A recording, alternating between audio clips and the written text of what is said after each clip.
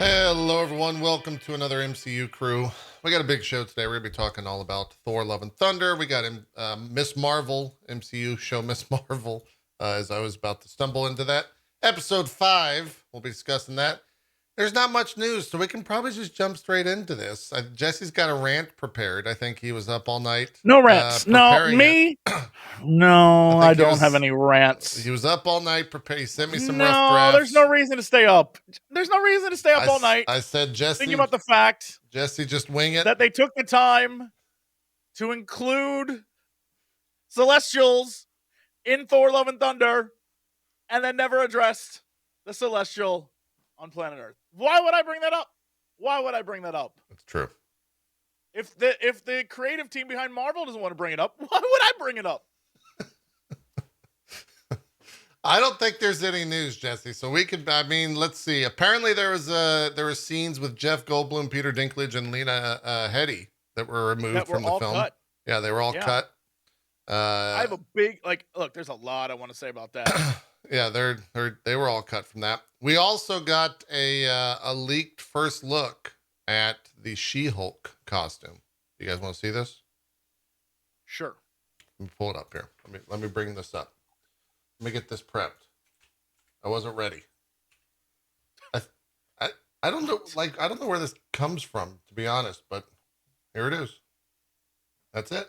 That's what she's gonna look like. I think that's pretty comic book accurate, is it not?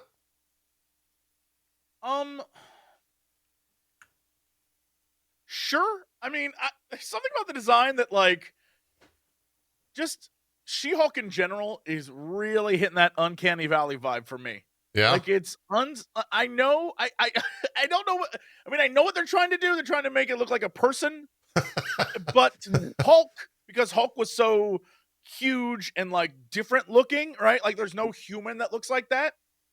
There is kind of an uncanny valley thing here, and it's weirding me out. I don't know what it is.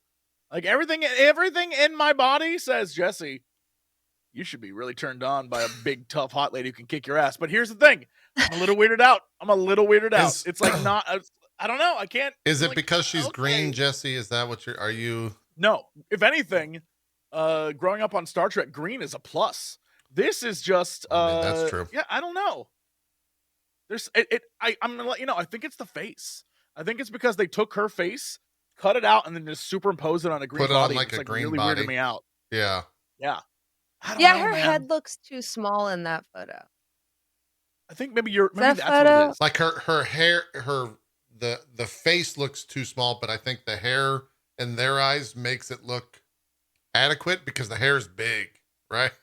Look at the size of her hand and the size of her face. She's got big hands. Yeah. She's got big hands, right? Yeah. I don't know. Maybe I'm crazy. I feel like her face needs to be bigger. She's got big hands. Maybe it is kind of out of, I don't know. It's out of control a little bit. Yeah. I don't know what it is. It's driving me crazy. The more I look at it, the more I'm like, what is wrong with this? Again, it fits that space in my life where I think about. Think about little green ladies. Doesn't look real. What? I want to know what Marvel has against classic leotard bottoms or whatever they're called. Oh, you mean if we're in the 80s, if we're on American Gladiators type deal? Is that what you're saying? Yeah. Yeah, gymnasts wear American it. Gladiator. Yeah. You know? She said 80s. I don't understand why they're no, we can't show that much thigh.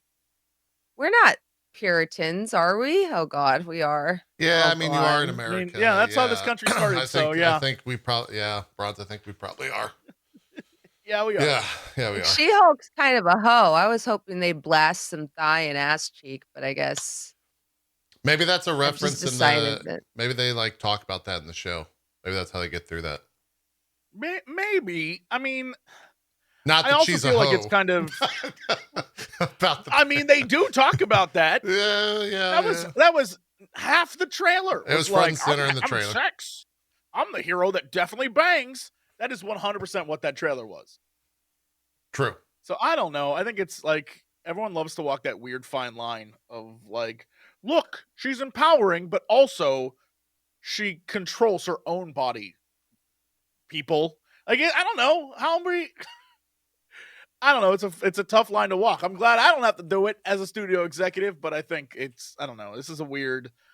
It might be the fact that the head's too small. I have to look away. I can't look at it anymore because it weirds me out. It is an uncomfortable image for me, and I don't know why. I can't figure it out. Oh, we also one of my mods is pointing out we also have a first look at Titania. Jamila Jamil as Titania. This I don't know. This one looks. I don't like the noise you made. I need to see. The noise you made was like. I need to see a reference image here. I don't know what's going on with this. What is her reference image? Titania Marvel. Let's see. Can I tell you something? I just want to let you know. In 2015, Jinx, the website that sells gaming merch, sold a bunch of Warcraft themed jackets. Yeah. And I'm glad to see they're repurposing that Horde one because that is exactly what it looks like. It looks like one of those old Horde jackets.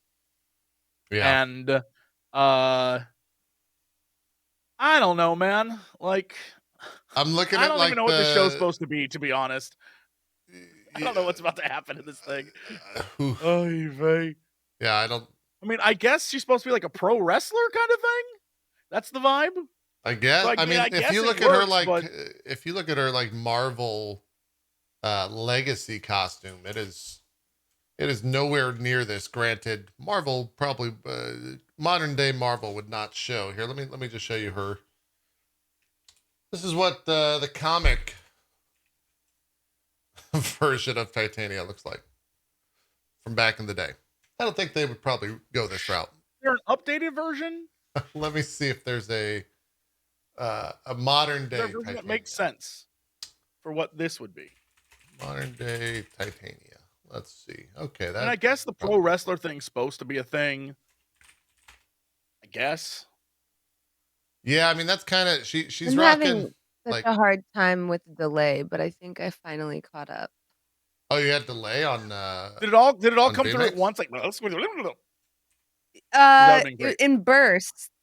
Oh, weird. It was like blah, blah, blah, blah, and then it would like catch up, and then it'd be like blah, blah, blah, blah, and then it would catch up again, and I was like, but now I think I'm fine. I don't know what was going on. Weird. I can't go full screen for some reason. What the fuck? Cool. That's a new one on me. My Chrome commands are no longer working. Well, that's what you get. That's what I get. Here, I'll just do this. That works. There you go. I think that's as modern day as I'm gonna get, Jesse. I mean, I like that one better. I do. Maybe that's like maybe she's like, I'm a pro wrestler lady, and this is what my costume is, but I will change it by the end of this series. I don't know. It is like a strange look, but again, the whole series looks strange to me. Not in like, oh, it's bad. Just like the design choices, I don't get. But we don't have it doesn't exist yet, right? We got one trailer and a bunch of photos. So is the ugliest thing I've seen in my life. That wig is whole like thing looks a little goofy. So fucking ugly. Like, but the wig just sends it over the top. Like, it's so obviously a wig. It's so horribly. Like, what are those bangs? Everyone in chat saying that's her actual hair. I don't know where they're sourcing that. Are you then I feel bad for her. Jamila, girl, how the fuck you Indian? Your hair looks like that. I wish the best for you. The hair God is very help big. Her you. hair? That can't be. Her hair isn't Oh, red or apparently like Jamila brown. herself said so. I guess she was That's interviewed about horrible. it. So they dyed her That's hair for this? horrible. Yeah. It's a horrible hair. I would be able to tell because I used to work in a salon if the photo was up 2 or 3 inches because the easiest way to be able to clock a wig is if you can't see, like, a super clear Skin part. Yeah. and, like, origin point. So, like, for her bangs to be, like, a big block originating out of fucking nowhere, well, from this angle, there's just horrible bangs. Well, I hope they paid you well because they let you do that. 'Cause you let them do that to your hair. So Someone in chat I also am says she going went on to- record saying that she knows the hair looks whack. She blamed it on the Atlanta heat. Take that as what you will. Take that for what you want. So, yeah, I don't know. What were you gonna say, Jesse? Before I interrupt you? Nothing. I'm gonna save judgment on the show until it exists. Okay. But if it is trash, then I will say so. But if it's great, well, I I will mean, be proud that we're it's great. also like, what else are you supposed to say when you react to images, you know? And people are like, "You're being so judgy. The show hasn't come out." Well, Well, then that's the don't whole expect yeah. us to react to images. Yeah, That's the whole that's point of watching thing. that thing is to be judgy. That's the whole I thing. am trying to be diplomatic, That's the Bronze, thing. and not trash the No. potential future fuck mother that. of my children by saying that her hair doesn't look good. Let me have this. No, I'm okay? gonna say it because I don't want to fuck her. That's horrible hair. I hope you got paid. Well, I do, and I think that hair is all right. Potentially, maybe. We'll wait and see. I'm in camp. It looks As a it looks connoisseur awful. of redheads, I thought you would. I'm in I camp. It thought looks you awful. would call out the hair first. Connoisseur is like a relative term. In Lover of all general, is probably better. Okay. I Easily understood accepting. why they cast a skinny person to play She-Hulk because it was going to be all CGI. Yeah. We'll never understand why they cast a skinny bitch to play Titania. I don't know what this is with like hiring like size zeros to play these characters where I'm like, why don't they hire like people that are actually built like a brick shit house? That way they can sell it a little better. Yeah. But does that, You know? I mean, I'm trying to think like who that is in Hollywood. Would they have to go like the Well, that's WWE route and just get like some That's the thing super is that built? there aren't. Yeah. there That's aren't what they many did for people that- Mandalorian. Well, yeah, I don't. Let's be. I mean, Well, like, I'm You're right. saying they grabbed You're- like you're Gina right, Carano, yeah. they grabbed wrestlers, like, Yeah. you know, we could argue up and down whether it worked or not, but like, Sure. You're not wrong. yeah, it's just. I mean, I think the track record is that most people that are super ripped and muscular and like beefy are not the greatest actors. Yeah. And the ones that are put a lot of money and time into it, and so like just go back and watch The Rock's first movies versus now. Like he actually has comedic timing now. Before he was like, I did an eyebrow thing, brother, and you're like, okay. He also All right, said Rock. he also said the Hulk line for some reason. Yeah, for some reason he said The Rock line. He couldn't get his lines but I mean, right. yeah, I don't know. They're it's interesting. Hollywood always definitely seems to be like, all right, that's great and all, but what are they going to look like on the red carpet when we're trying to like sex it up? You know, it's weird, but that they think about that too, which is bizarre. Yeah. 'Cause it's like just make a show. Don't think about like how you're going to market it. Well, it's not, you know, whatever. It's stupid. We'll see how the actual show turns out. I'm fine with how She-Hulk looks. The Titania look is little. We said CW a lot recently, and I feel like they are. It does feel. That's the perfect way to describe it. It's a The whole thing CW feels situation. like a CW production. Yeah. So when I is think when's what that really supposed to gets to me is like when we say that and people are like, well, it's a new character and Disney wanted to take risks. Like, this isn't one of the biggest companies in the world. You're so right, guys. Disney is so poor. There's no way they could have taken a risk by giving them a bigger budget for a show. Yeah. Everyone knows Disney's in so much financial trouble. Like, we're not talking about indie company. We're talking about fucking Yeah. Disney. They should have consistency across their products, you know?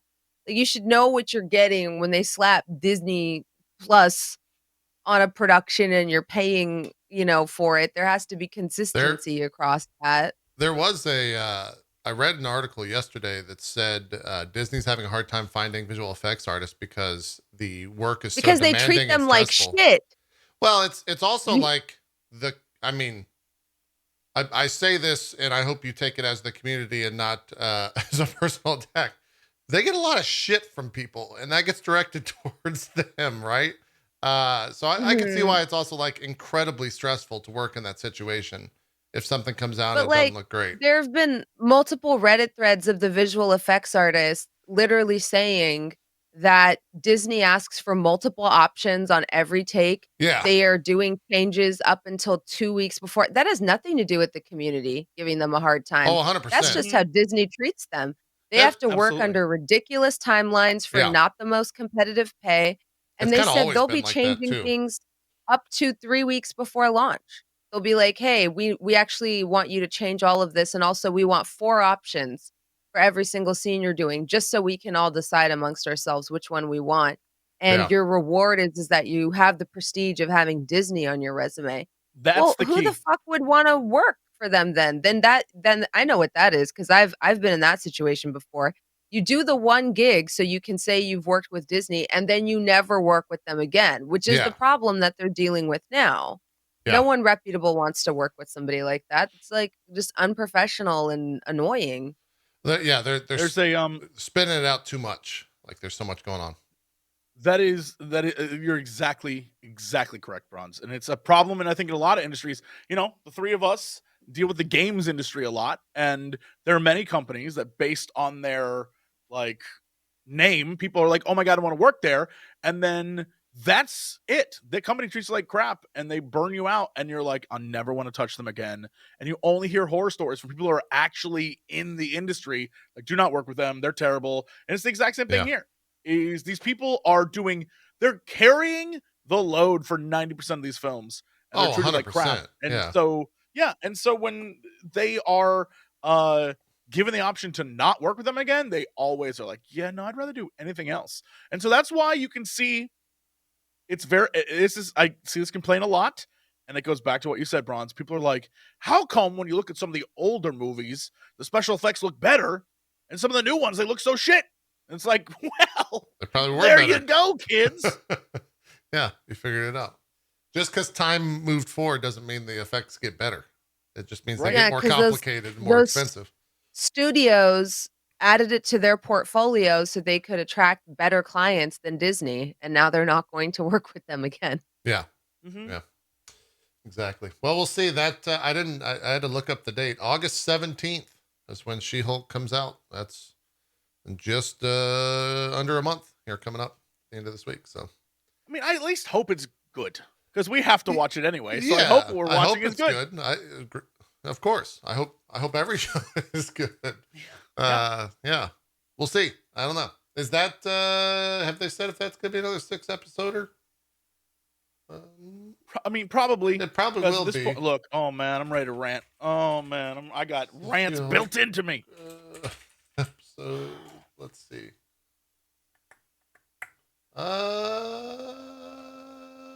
I can't You guys find. know that the older you get, your eyes No. see special effects. No. No. Oh. It's gonna be 9 episodes. This one's 9. But that means each episode's gonna be 20 minutes long. Right? No, I don't have a runtime. I think it's 9. But I don't have a runtime for like episode 1. Yeah, we don't have a runtime yet. But it is 9, I believe. It is 9. You know what? I'm gonna wish for the best. I'm gonna wish for the best and hope Always. that they stick with 9 in the future. Because one of my biggest complaints has been the fact that everything's been 6 episodes. Yeah. It blows my mind. This Same. is the one they were like, this one gets the 9 treatment. Well, it might have been the one So- that, they made that decision and everything was already shot. So maybe this is when You're right. they turned You're it right. up. But in all actuality, Jesse, they're probably 25-minute episodes. Yeah, they're probably doing it sitcom 24 minutes. Yeah. Kind of like they got commercial time in it. You know what I mean? Yeah. We'll see. Okay. I'm putting up the spoiler tags. I'm going to ask you two where we're going first. We doing Miss Marvel? Or we doing Thor first? What are we doing? Let's start with Miss Marvel because that's smaller. Okay. All right. I'll put up the thing here. I'll send it. Now we're discussing Miss Marvel episode 5. Hey, that character that I couldn't even tell you the name of is gone, and that was a terrible written character. The fucking Bob. That was awful. Hi. What the fuck was that? Welcome to the Disney. We're gonna make 6 episodes and completely not have you care about anyone, not spend time with anyone, and we're gonna totally forget the thematic and visual nature of the show. The first 2 episodes I loved because it was like, let's Scott Pilgrim the shit out of this. Let's make this look visually stunning. Let's add some fun things to it. And they stopped that completely. Yeah. It does not feature in any way in the rest of it. And then they even try to do a little little things, like some things. Like the beginning of this episode, they had the Dateline. It's a bunch of shit. But what threw me off, which made no sense, is it was like they chose a British voice and an old-timey British cinematography movie reel. But then we're like, the terrible British have left India. And I was like, what? Wait, what? And then everything about this episode was like, well, it could have been a thing, but we decided to pound it out as fast as possible. Also, the villains are literally the worst villains in the history of Marvel. I've never the fact that she was like, one woman touched it and vaporized and died, and the other one was like, I gotta do that too. Fuck it, I'm gonna touch it. I was like, this is so dumb. This is so dumb. And then she's like, I gave my powers to my son? ? I don't know what happened. I saw a theory did not like it. that's them just passing over. Like they can't have like a human body in the world of light. But it doesn't matter, I guess, at the end of the day, because they're still gone. Nothing. Yeah. The only thing they did was kill a guy that we just met. Yeah. They walked in, killed the guy, then they're like, fuck it, I'm gonna touch this shit. I can't believe how much I enjoyed the beginning of this series and how off the rails it is right now. I clearly we were watching the last episode, but if this was like Jesse doesn't have to, I would not. I would not watch the last episode. I literally just don't care. Well, neither would I. It's so bad. I had to pause it and think. I was like, wait a minute, did they publish episode 6? Like, where the fuck? Like, what are we doing? These people are just killing themselves. They're like the quote unquote bad guy. Is the department of the DOTD or whatever the fuck are they the baddies? They're gonna be the real bad guys, and they're gonna be the Skrulls. Is that gonna be the? Is there gonna be any big reveal, or are they just dumbasses? They're big bad guys. There's a difference between suspension of disbelief and what Marvel fans refer to as just turn your brain off and enjoy it, right? Yeah. Like suspension of disbelief is us believing that there is another dimension and there are people from this dimension and they have powers. Yeah. So having to turn your brain off is having to throw literally every other writing inconsistency out of the window. And I think if you're unable to do that, watching these shows is very difficult because there's so much about them that just narratively doesn't make sense. And I know that a lot of people say, well, it's because it's only 6 episodes. They have to rush to do a lot in 6 episodes. I agree. But also, you know how much you're writing for when you write. This is like me slapping together a really shitty D&D campaign and being like, but guys, I only got 6 episodes on Dimension 20. No, girl, you had 6 episodes when you started writing. So why didn't you write something you could do in 6? Yeah. Why did you write some shit that was going to take 9 to do properly? Because, you wanted to sort of bite off more than you could chew. Tell a smaller story and tell it well versus trying to do all this mess in 6 episodes. So, that moment was so, every meaningful moment ends up just being stupid. Because it's right. all she wanted was to be with her family. You took that from her. What about Cameron? I left him behind. Then go back for him. Right. Like that was the There's only funniest. one way I can help him. That And I was was the like, funniest part when Miss Marvel was like, "What about Cameron?" And she's like, "I'm gonna go kill myself now," and just like walked over there and turned it. Also, can we just say we were talking about visual effects?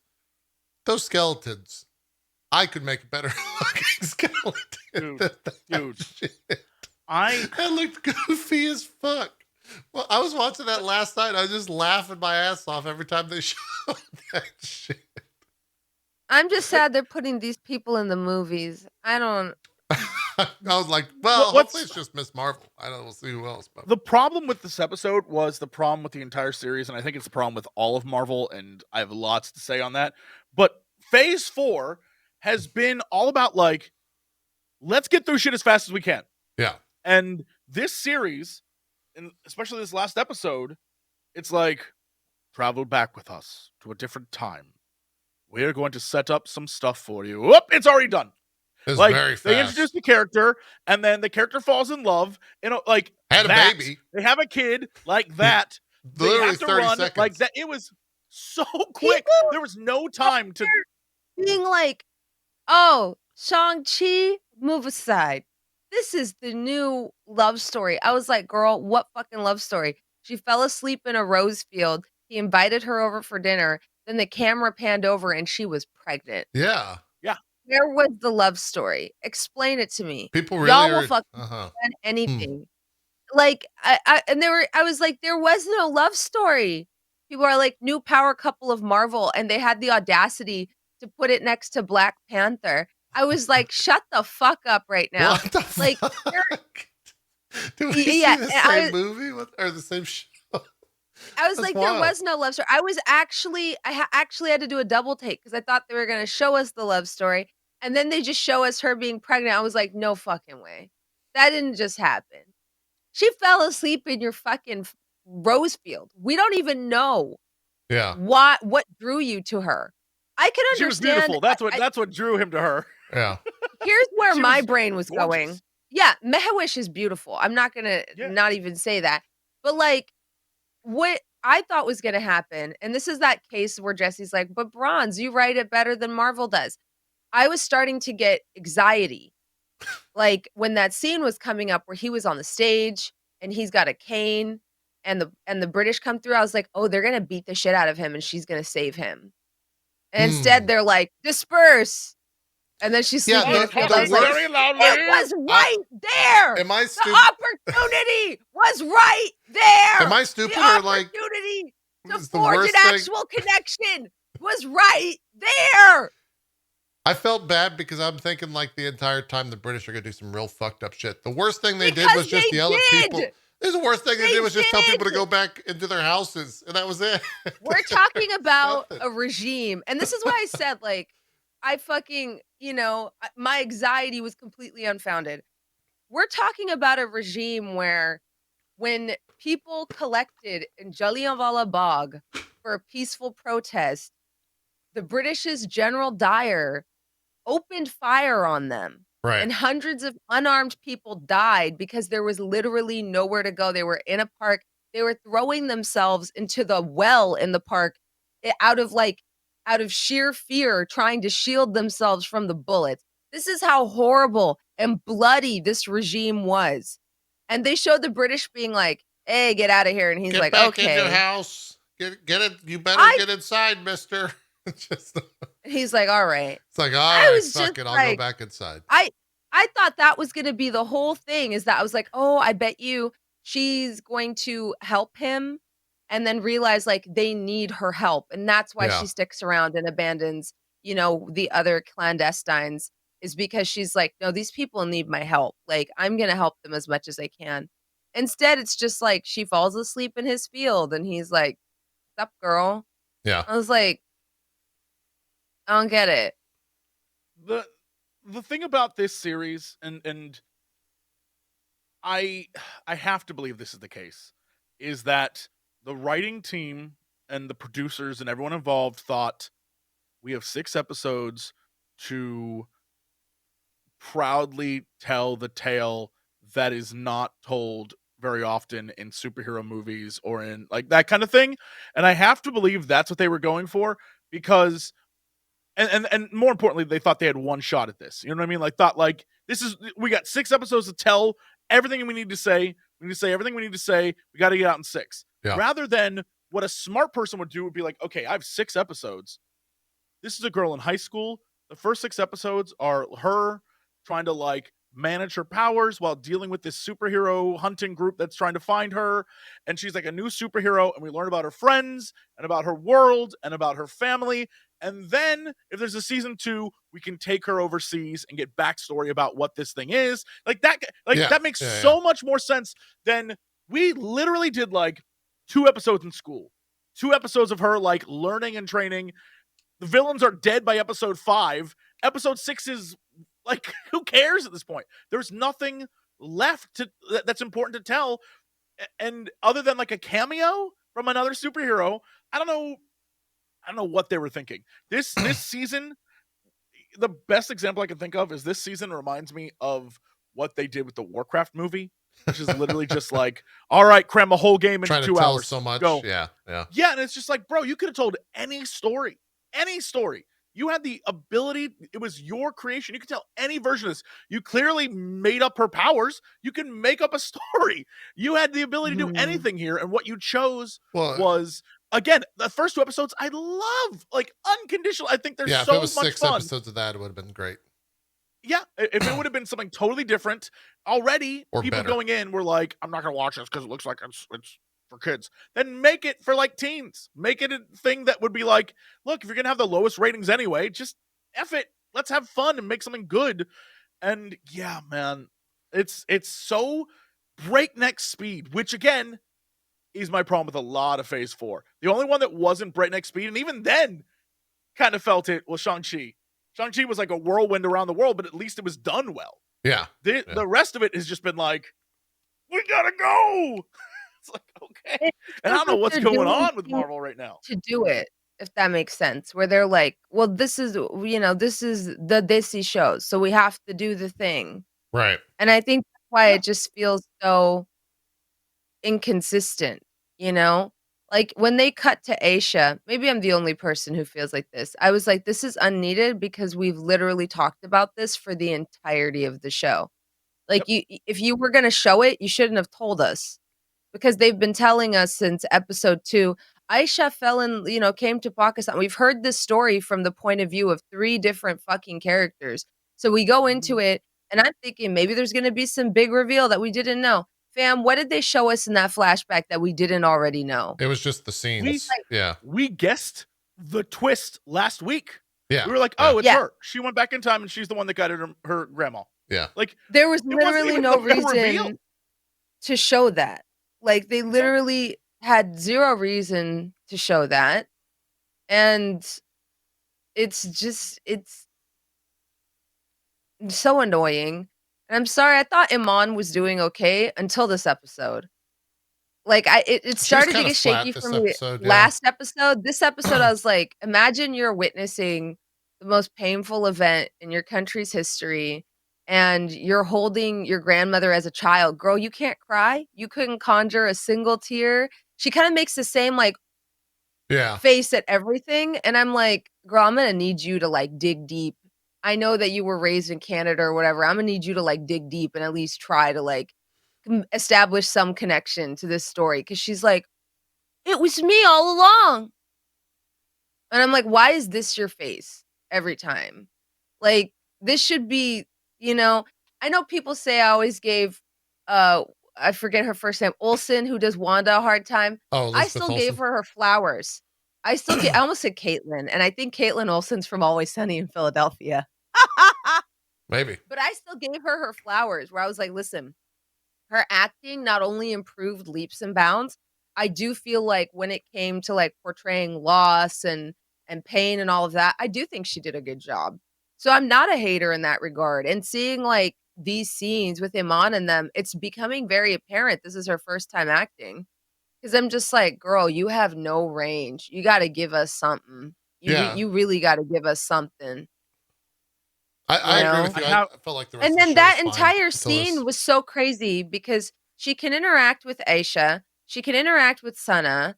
They can see the stars, which is why Sana is like following it. But like nobody else on the platform can see it. Well, they Was also that made magic? room for it. They were- They also made room for the stars to like exist with everyone there. Yeah. As they're like look, running for their lives in some cases. I need to just ask this. What did this scene accomplish? What was the point of this episode? The last half I get because it was kind of like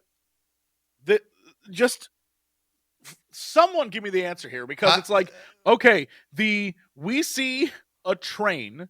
The train connects her, like the train is the first hint at time travel, which okay.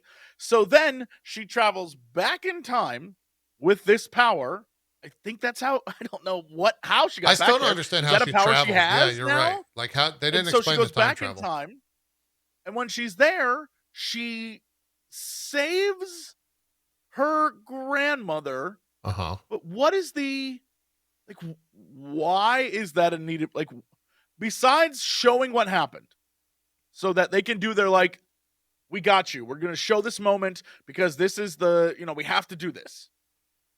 Why? Yeah. What is the reasoning behind it? And if you're going to show it, why is it like, they keep saying like it was a terrible time. It was horrible.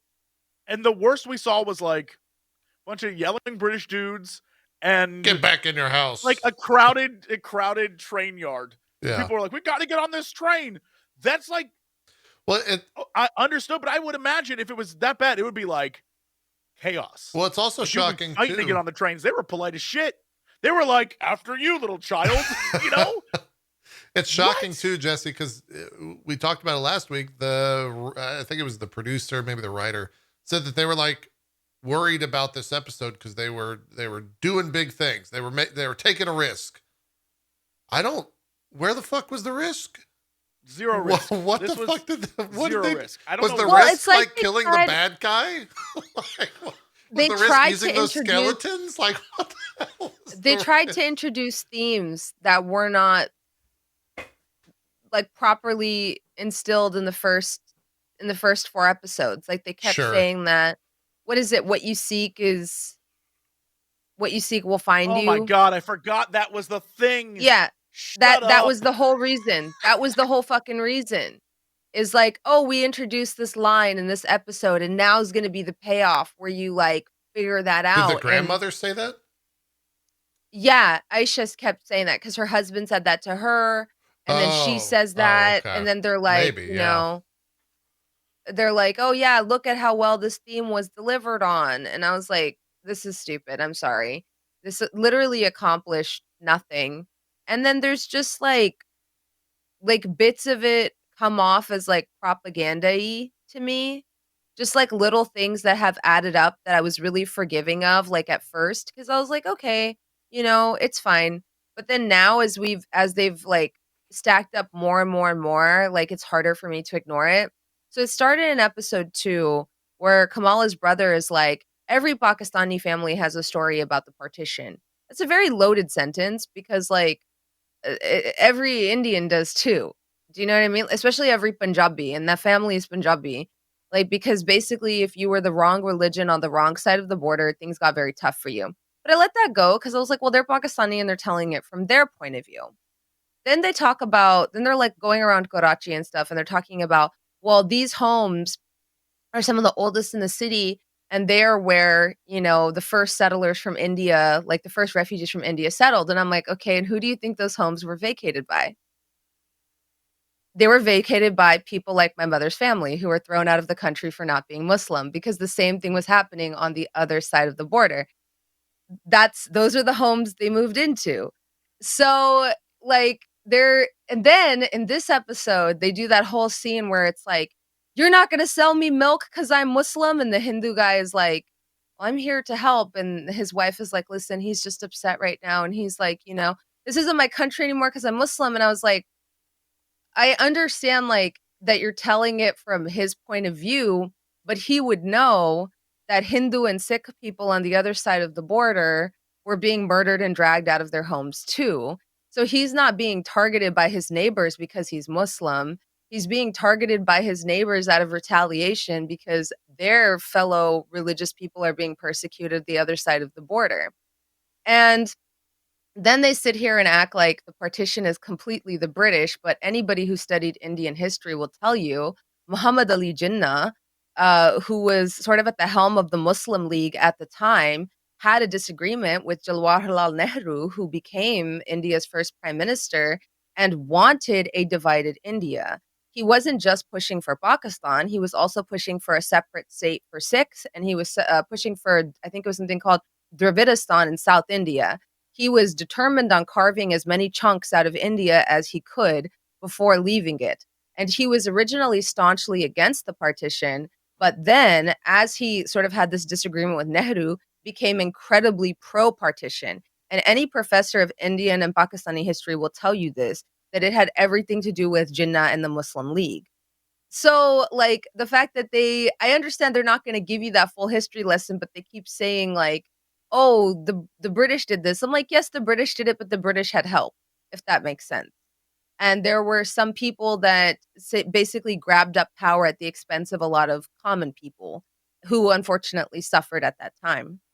But ultimately, like, the story of the partition, I think, is a story of Punjab.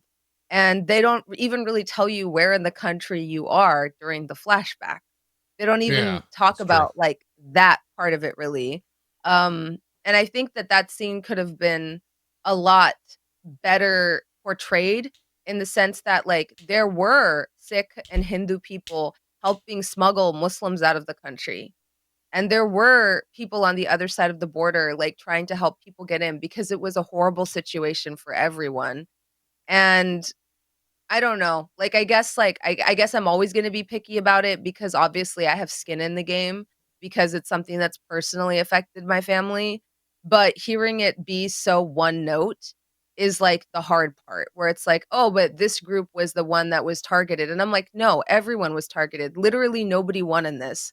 It was just a really shitty situation, and there were no winners." Yeah. So I Well, think, can I like, say this? that part upset me. I need you to know something. Hmm. And I think this is very important.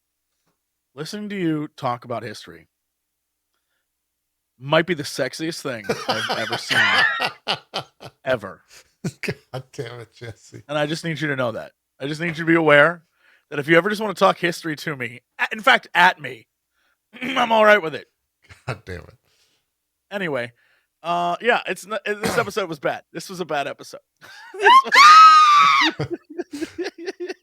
Bronze just died. For any audio listeners, she's actually dead. That's not Yeah. we have an AI that's trained. Am I wrong? For Chat, the am I entire wrong? episodes. Tell me I'm wrong. Chat, tell me I'm wrong. Look, I was thinking it this morning that my favorite part about watching Miss Marvel is having Bronze tell us everything that wasn't in the episode every single week. Yeah, I mean, like, here's the thing. It's pretty awesome, to be honest. Like, I knew while watching this episode, everything Bronze just said. I have zero skin in the game. I have, aside from just being a history nerd, I don't like. It's not my culture. I know very actual little about it. However, even while watching this episode, based on the conversations we've had with Bronze in the past, I was like, I can't wait to hear what she has to say about this. Because even I felt like some of the things that were happening in the episodes, I was like, oh, that definitely is a, like, it's the Disney touch of it all. I felt like I was like, was there just like it I don't know. It felt like the writer's room was very one note on this. I think you're absolutely right. Like, it definitely felt like it was a one-sided thing, that because they were coming from it from Pakistani side, that's what we were getting. And we were not getting, like, the Indian perspective. And I was like, Bron's is gonna say something about this. And I was waiting for it, and I got it, and you did it so They well. don't And I'm even gonna let you know. discuss, like, there was a study that was published about where the highest populations of different religious groups were.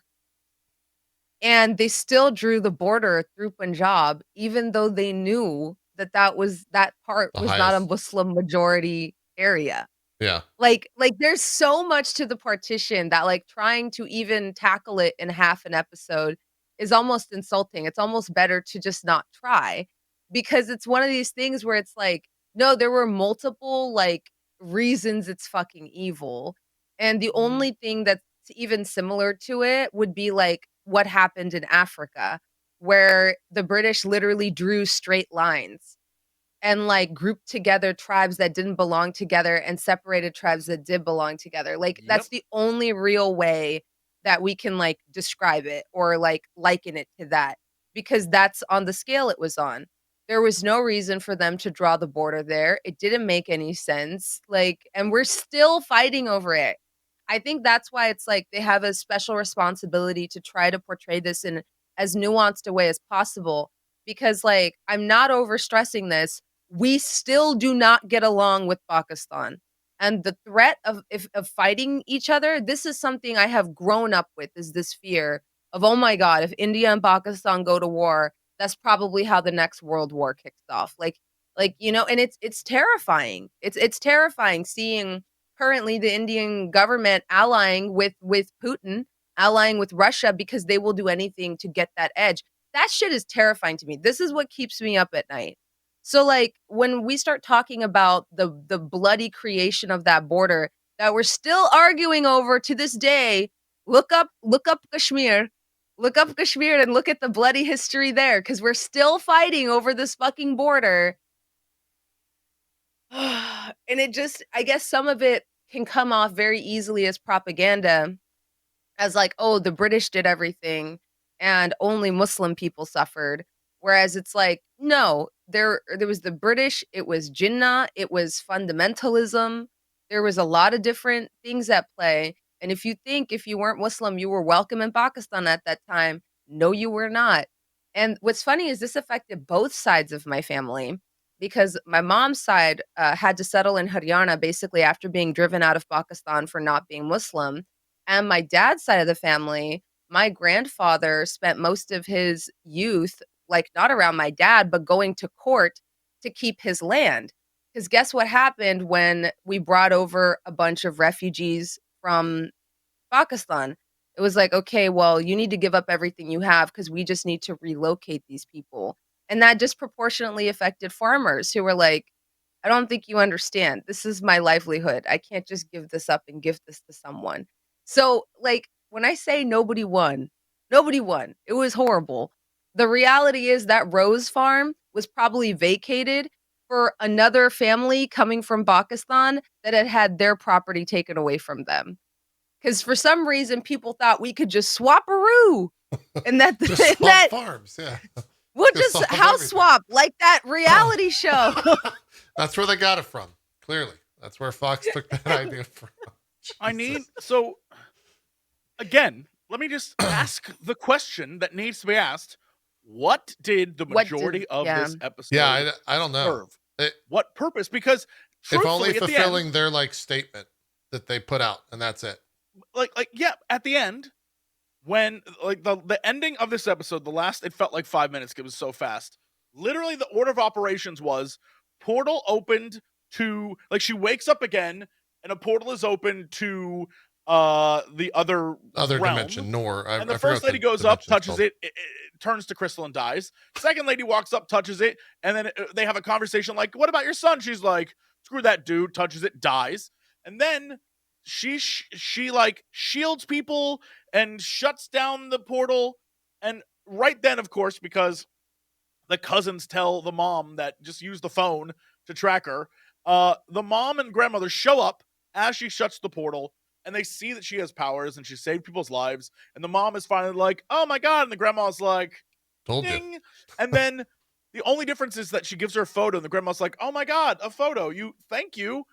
But the mom, who's been upset the entire time that her kid is acting wild and isn't connected with the grandma, she's like, "Wow, you are a hero." And then the boy's like, "Hey, call me sometime." We never see him again. They go back. They have a three-way hug, and then it's like, all right. And now we go back to remember that boy? Remember the boy who was a friend for the first two episodes? We're gonna go back to him again. And then the other guy, the guy they didn't get along with, now they're roommates. Also, the shop blew up. The end. That's that's the end of the episode. What did the first 25 minutes have to do with that ending? None of it mattered. None of that. Yeah. What did it do to her as a character? How did it bring the The family closer together? entire show is like off the fucking rails. Like it's just so there's so many parts of it that just don't go together, you know? Like even this girl is missing. She has not come home at night.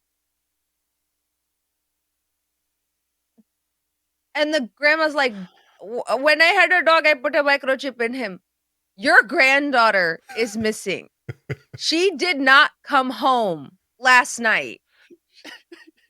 She was like, I could put a microchip in her too. Why did no one tell me this? I was like,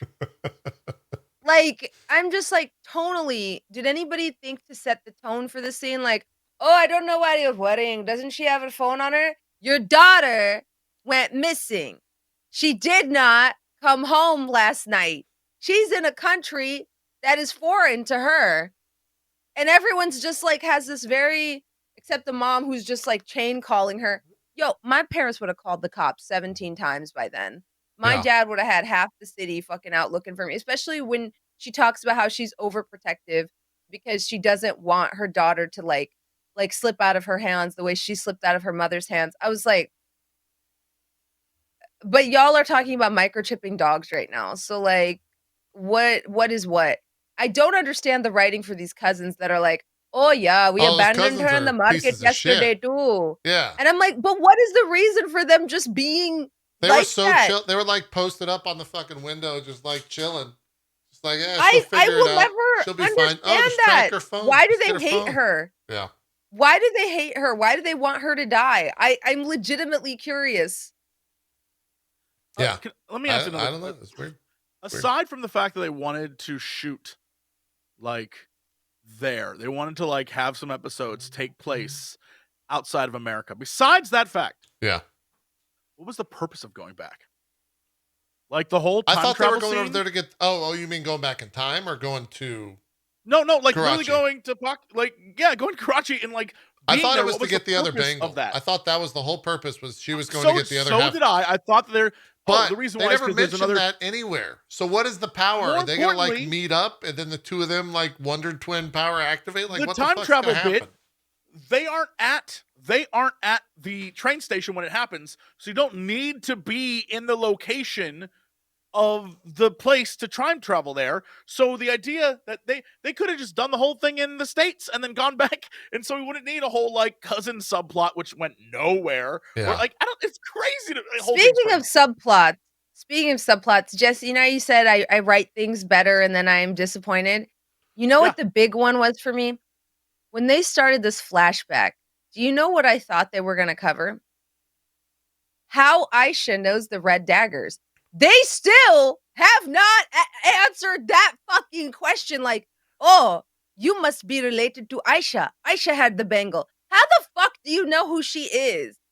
That's actually true. How do they know that? Doesn't matter. That guy's dead now. I thought they were they're going to both be dead, right? I legit thought they were going to be like a group, an organization that was helping people like escape the situation or helping fight the British government. I don't know what the fuck my demented ass brain thought. I was like, oh, maybe Aisha joins like the India freedom movement.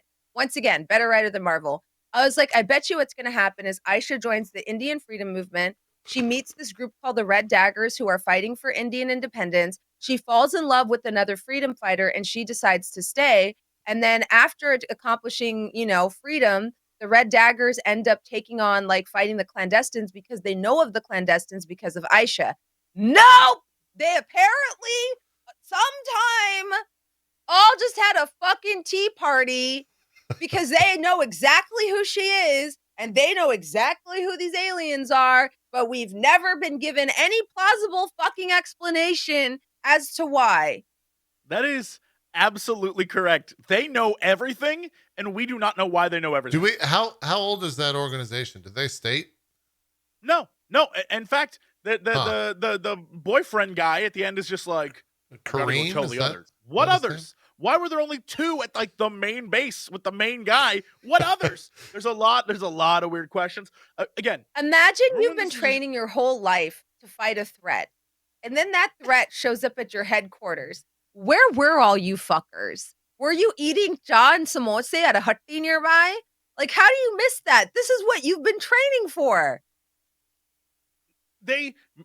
All I'm saying is, again, this was a show where the first 2 episodes were about a girl with her head in the clouds and a boy who liked her, and then she fell in love with another boy, and it was as high school as possible. And then the next thing you know, she's mastered her powers. She's fighting dudes in red handkerchiefs. Hold on. And like the time biggest traveling. thing, she's time traveling. She's fucking time traveling. Like do we out ever of control. do we ever get a reason for how she fucking time traveled? Aisha says the spell worked or something like that. And I think that's What supposed spell? to be your That makes I don't know, Jesse. I don't know. And that's supposed to be the spell that she worked, you know? that she caused her to go back? Sure. Huh. Like, but I know that Did she like told whisper us, to the bracelet and this is like a Thor 4 situation where the hammer just that's what, I know that they told us why, because they kept repeating that damn like what is you are seeking is seeking you. I know they told us yeah that's supposed to be why it happened, but that doesn't mean that it makes sense. In fact, most of this episode doesn't make sense, and in fact, most of last episode doesn't make sense. And the thing that's crazy about this is it is almost the flip of I was about to call him Ghost Cop. I know that's not his name. Moon Knight. Wait, It's the flip of Ghost Cop. Hold on, was it? No, that was Ghost Dad. Never mind. I thought for a second that a comedian was the star of Ghost. I'm not gonna lie. I like the idea of Moon Knight being called Ghost Cop. But whatever the case may be, it's the flip where in Moon Knight, the first 2 episodes felt super rushed. Like, we gotta just like give you a bunch of shit. And then the last felt like so good. This, I think, is the reverse. I love the first 2. It was totally different from anything we've ever seen in Marvel. It felt new. It was fun. It felt like, okay, this is the kind of pacing where like it's not gonna be a big show. We're just gonna like see this girl master her powers. Yeah. Nah, they were like, this is Marvel, bitch. We're gonna have a fight at the end. It's gonna be crazy. That final episode. If this final episode is the boy with powers versus the girl with powers, no, they're gonna team up and they're gonna fight the department. I hope that's what it is. But if they do team up, that makes no sense because I don't understand what the mom's purpose was. I don't understand turn what into I a already fucking forgot their skeleton names. from like The Indiana Unusuals Jones or whatever they're called. Yeah, the skeleton, the people who all died, yeah. who served no purpose other than to be like, you're a djinn. Again, the first 2 episodes were just like, it's a girl and she's doing shit. She's falling in love and she has powers. And then it was like, okay, the dude's mom is evil and she's from another universe. And now we're going to go overseas to learn about your powers with the guy who's dead in the first 5 minutes. And then you're going to run around back in time. It's like, what the fuck is happening in this show? I can't. But also, they were just like. Another question, though, that I kind of am curious. Why does that department want to kill the kid? I'm pretty sure it's some he scroll escaped? shit. Do you think it's like Has he escaped? But was he imprisoned with with the other 4 Jinn? Yes. Yeah. He was the guy who got like hit in the head, and the mom was like, "Leave him." Here's what's crazy. This is insane to me that he's there. They all right. I just want just think about this. Go back and watch this. I can think of no other explanation. They're on that weird ocean base thing where they manage to escape and they leave the sun behind. In that time, they managed to get to Karachi, attack them in the thing, have a fight, do that whole shit. The sun, when he gets his powers, is still in the sewer system of the prison. I think that's where he gets his powers at. So what? How many days passed? How much time has gone by? Like a week-ish, couple days. Was he not recaptured? He hid out in the sewers for a week? When you think about the timeline of this last 3 episodes, nothing makes sense. It was just like, stitch some scenes together, turn your brain off. Also, his mom didn't have any powers. So how did she give him powers? Right. Yeah, that was kind of weird. Did she pass on her Nor to him? I think so. Is that what happened? It was. Then why does he have the ability to manifest it without a bangle? Right. Yeah. I don't know. The bangle, I think, just activates the Nor but I guess she The latent activated. Nor within someone? Yeah. Okay. I guess she Why didn't activated they? If they his have when Nor, why she didn't they have dissolved. powers? Wait, yeah, hold on. Why didn't she Why weren't just they fighting with hold powers on. if they have Nor? But the whole point of her trying to find Kamala was to open up the portal. Why didn't she just do that? I guess because she had to die in order to give her son the powers? That's why they didn't Well, do no, it? because the whole thing was going to be if they opened the portal, it was going to take over the world, but then it didn't do that, even though that was the whole MacGuffin, because writers. Yeah, That was was the also whole weird. thing. That opened up and I was Yeah, like, oh, you know, it's we're gonna fine. split the world apart, but then it didn't Yeah, happen. we just spent the entire, last 4 episodes talking about how this would be a catastrophic event, and then lol, haha, it just wasn't. Yeah. Wait, hold on. How do they close it? I forget. I watched this episode. They and I just don't remember how try they really closed hard. it. No, they just tried really hard. No, it didn't her sacrifice close it? No. Yeah. She said Cameron, and then it sealed it shut. Yeah. That's Because how love. that's how No, it wait, closes. What? She died and it closed on itself. I guess she used her Nor or something. The black lady who died, I guess her sacrifice wasn't enough. So then when she did it, she said the name, and then her love sealed the portal. Yeah, they didn't really go into that. Maybe we'll get some of Jesse? that. Maybe we'll get some of that in episode 6. You know? Look, that is. I hate when people do stuff like Jesse, that. just turn your brain off and enjoy it. No, that's just usually turn your brain off. That I'm I've usually been turning my brain off just for turn your months brain now, off and almost enjoy a it. year. I couldn't do that for this episode. That was a year of having to sit here and pretend like there ain't a goddamn giant statue in the middle of the. We're not there yet, Jesse. We're not there yet. We got the wrong spoiler text up. I have one. Wait, hold on. Just again, let me just. Okay. All right. I have a quick. final question, but then That fight took place. I believe they said it was the Indian Ocean. Is that correct? So you would think that nations very close to that fight, rather than having Ant-Man art, they would have like giant statue man art. You know, like I don't know. Just put it out there. I don't know why people in Garage are like Ant-Man's the shit. I'd be like spray paint giant statue. The end. I don't know, man. You're telling me that people didn't die? I've had to turn my brain off for a year, and I just can't do it anymore. It's driving me crazy. Here's my final question, and then we'll move on to Thor 4.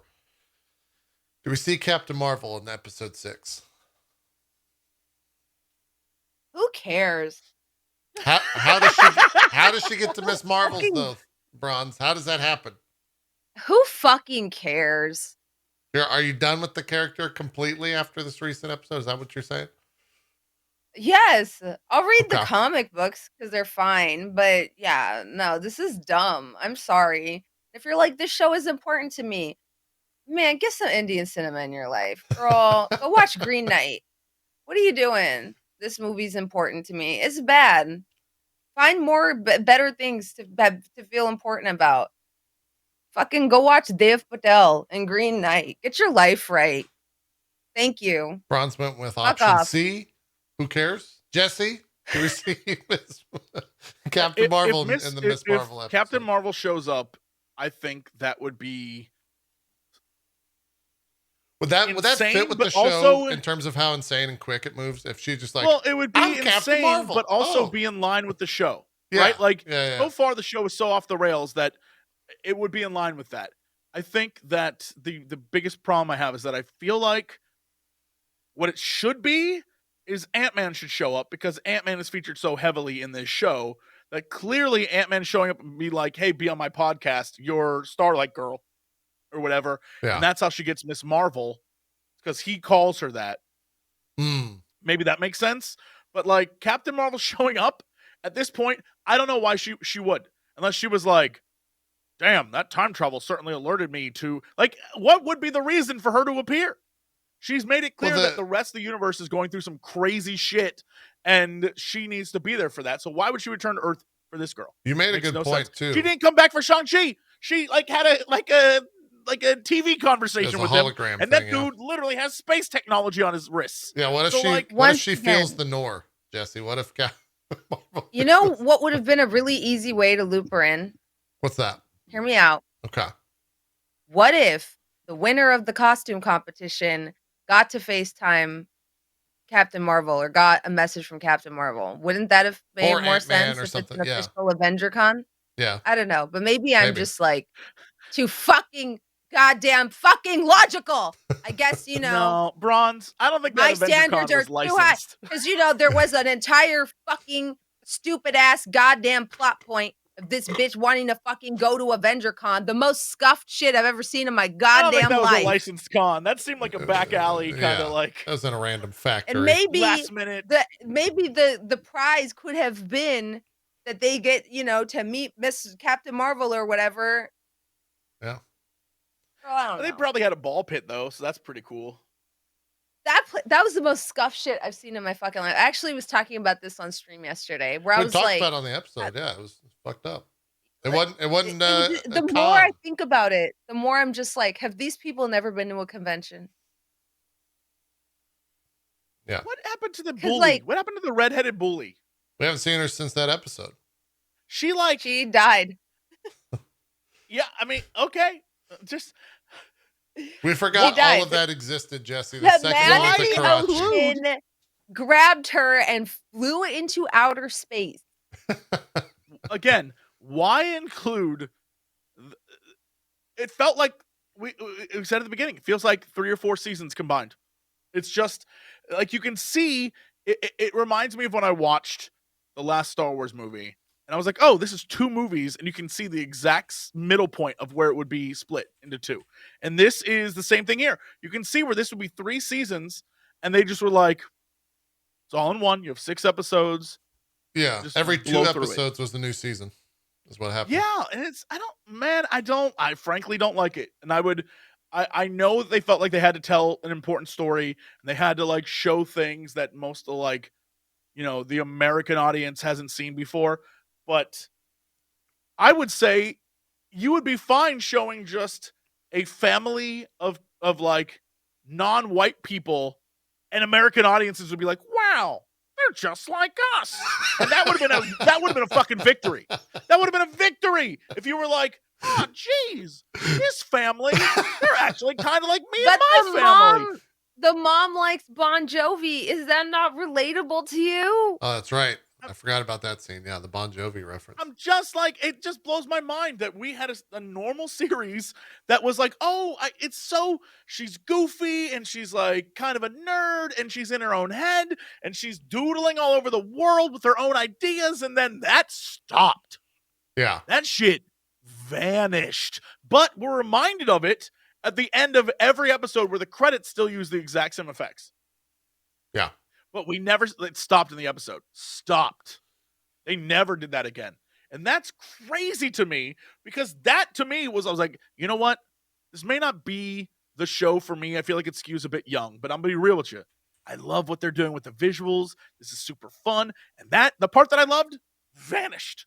And I like, man, that's rough. I don't know what to say. It's rough. I was in and it just progressively got more and more like normal Marvel. And normal Marvel's fine, but after a while, it's the exact same thing. Yeah. Over and over and over again. Yeah. I gotta step away for a second and grab some ibuprofen. My cramps are going crazy right now. I'll be right back. Yeah, I don't know. I don't think a finale can save it, Jesse. I think they're just the best we can hope for is that they don't do time travel ever fucking again. That it wraps up and somehow there's a Miss Marvel. Who's gonna even call her Miss Marvel? She's never been called Miss Marvel. She has to be called that. Not once. Yeah. Not once. So who's gonna give her that name? Like, again, the finale makes no sense. And who are they? What are they going to do? villains? Like fight the fucking department? And they're going to be? Is this like a? Do they get put in prison and then like She-Hulk's there? I don't know, and that I think is the problem. Is there no stakes for this finale? There is the villains. I guess the department has not been set up as villains. They were kind of They're just assholes incompetent at one assholes. point. Yeah. Yeah, they're like assholes, but they're not like, now my plan to eradicate. Like, the plan to destroy the universe is already that shit ended when they were like, I'm gonna touch this glowy thing. Yeah. There is I don't know what this ending could be. It to me offers no incentive to watch it. I will watch it simply because it's like it's part of my job. Yeah. But like I don't know what it is. Yeah, man. I think this was They also blew up that entire gas station. And the more fucked up thing is, if he didn't deflect that bomb, that would have blown up the entire floor. yeah, I mean, They would have just killed two kids. This is the first time that we have heard oh my god, I forgot. Bruno say that he's an orphan. Sure. And because here's the thing, because he's saying it now, the first thing I thought of was, well, who the hell's Convenience Mart is this, and why does he live above it? Right. Is it his family's Convenience Mart? Did he inherit it? Why does he operate it? And if it's him operating it, then who operates it during the day? Does he pay people? Is he the manager of the Convenience Mart? Who, like, I guess the minute he does that happened, run that. You're right. If he runs it again, because he's always there working, when he's at school or he goes off, he's gonna leave to go to a. That was a plot point that they just dropped, where it was like he's gonna leave her and go off and become a scientist or something. So, who's gonna run the shop? Who's running the shop? Does he own the shop? Is he selling the shop? If he leaves and then people run the shop, how does he pay them? And does he pay them? Like, there's so many questions that make zero sense when you actually think about it, because nothing was told to us in a way that, like, someone in chat says, I think they mentioned something about Bruno's living situation. It's his grandmother's or something, and he works part-time. Did they? Was that in like episode 2 or something? If it was, it certainly is. A grandparent or uncle was mentioned earlier in the season. Okay. I will allow it. It came as weird to me that it was just like, dude is like, I'm an orphan too. He's like, oh, damn. All right. Thanks. Also, I thought your name was Brian. We're like, it's like, what the hell is happening? Yeah. And then he just has powers all of a sudden. It's wild. I can't believe he went to him. I was like, you don't even know his name, bro. Well, he thought he did. Remember, we had that whole scene. He thought he did. He thought it was Brian. But I understand, but the man had his own house. Who you're saying is it Kamran? Is that the guy? Is it Kamran had his own house, his own home, and he's yeah, like, but they were probably there. They were probably staking it out. Yeah, but he went to a place where they went to anyway. Well, yeah, he got followed because he's an idiot. I mean, like, yeah, he was gonna get followed anyway. Yeah. So he brought Bruno into it, so Bruno could be a part of the ending. Yeah. But that's the only purpose that whole thing served. It's true. Is that Bruno's in there for the end. It's true. It's absurd. What about Bruno? Nothing. I'm just saying that Bruno being brought back in at the end of the episode is because Bruno needs to be there for the last episode. Yeah. There's no reason why Kamran would go back to him. It makes absolutely no sense. I don't even know why they gave him powers, because doesn't that just negate everything that Miss Marvel does? Because now there's just a Mr. Marvel. Right? Like, he seems to have the exact powers. The comic books. In the comic books, he has those powers and he's a bad guy. Oh, so do you think he's gonna think that Miss Marvel killed his mom? I think there might be. I think that might come up at some point. I don't know if it'll come up now, because I think it's really clear they're making the DOD or whatever they're called the bad guys. But I'm sure, like, in the future, he'll be like, "You never told me what happened to my mom," or something like that. Yeah. Oh, this sucks. I know what's gonna happen. Someone's gonna tell him that she killed her mom. I bet. I hate that's probably how it'll end. That'll probably how it'll end. Like, Miss Marvel killed your mom. You think it's gonna be that agent? No? That like asshole agent? No, I know exactly what's gonna happen, because I see the speed this show runs, and I like see. God, this happens too frequently. He's gonna be the bad guy. Here's what's gonna happen. Is that what you're telling me? Dr. Domus strikes again. This is what's gonna happen. I'm gonna call it right now. Okay. The Department of Defense is gonna be there. There's gonna be like a thing where they team up, right? And they have to fight them. But at some point during the fight, those guys are gonna be like, "Yo, this like Kamran." These guys are bad, and he's gonna either like try to kill them, and she's gonna be like, "You have to stop.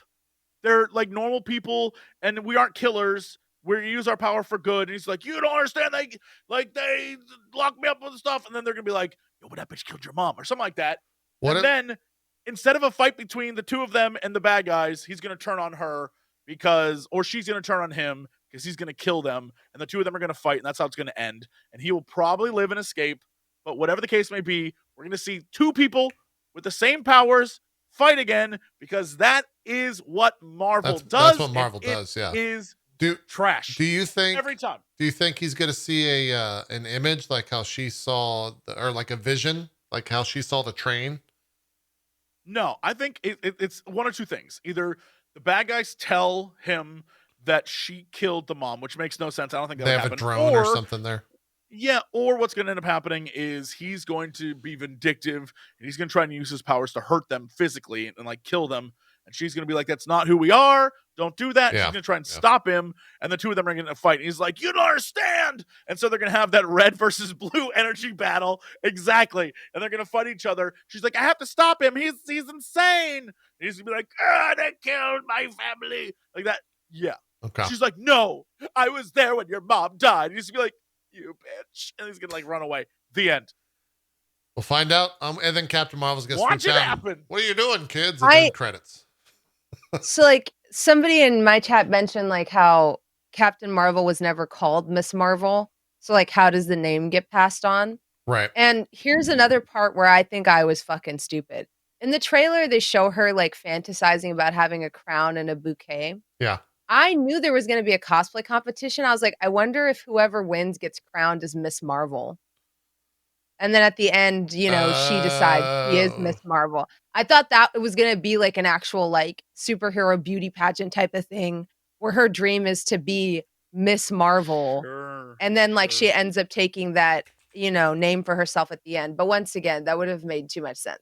They just dropped a promo for episode 6. I'm kind of curious to watch it. I don't know if I want to watch it on here, but I got to know what they're promoting. Give me a link. What are you doing then? I asked for, it's been like 30 seconds. What's going on here? There we go. Okay. That's a fucking link. Jesus Christ. What is this? Well, I've watched it and we have an answer. Do we? Yeah. We now know what's going to happen. Wait.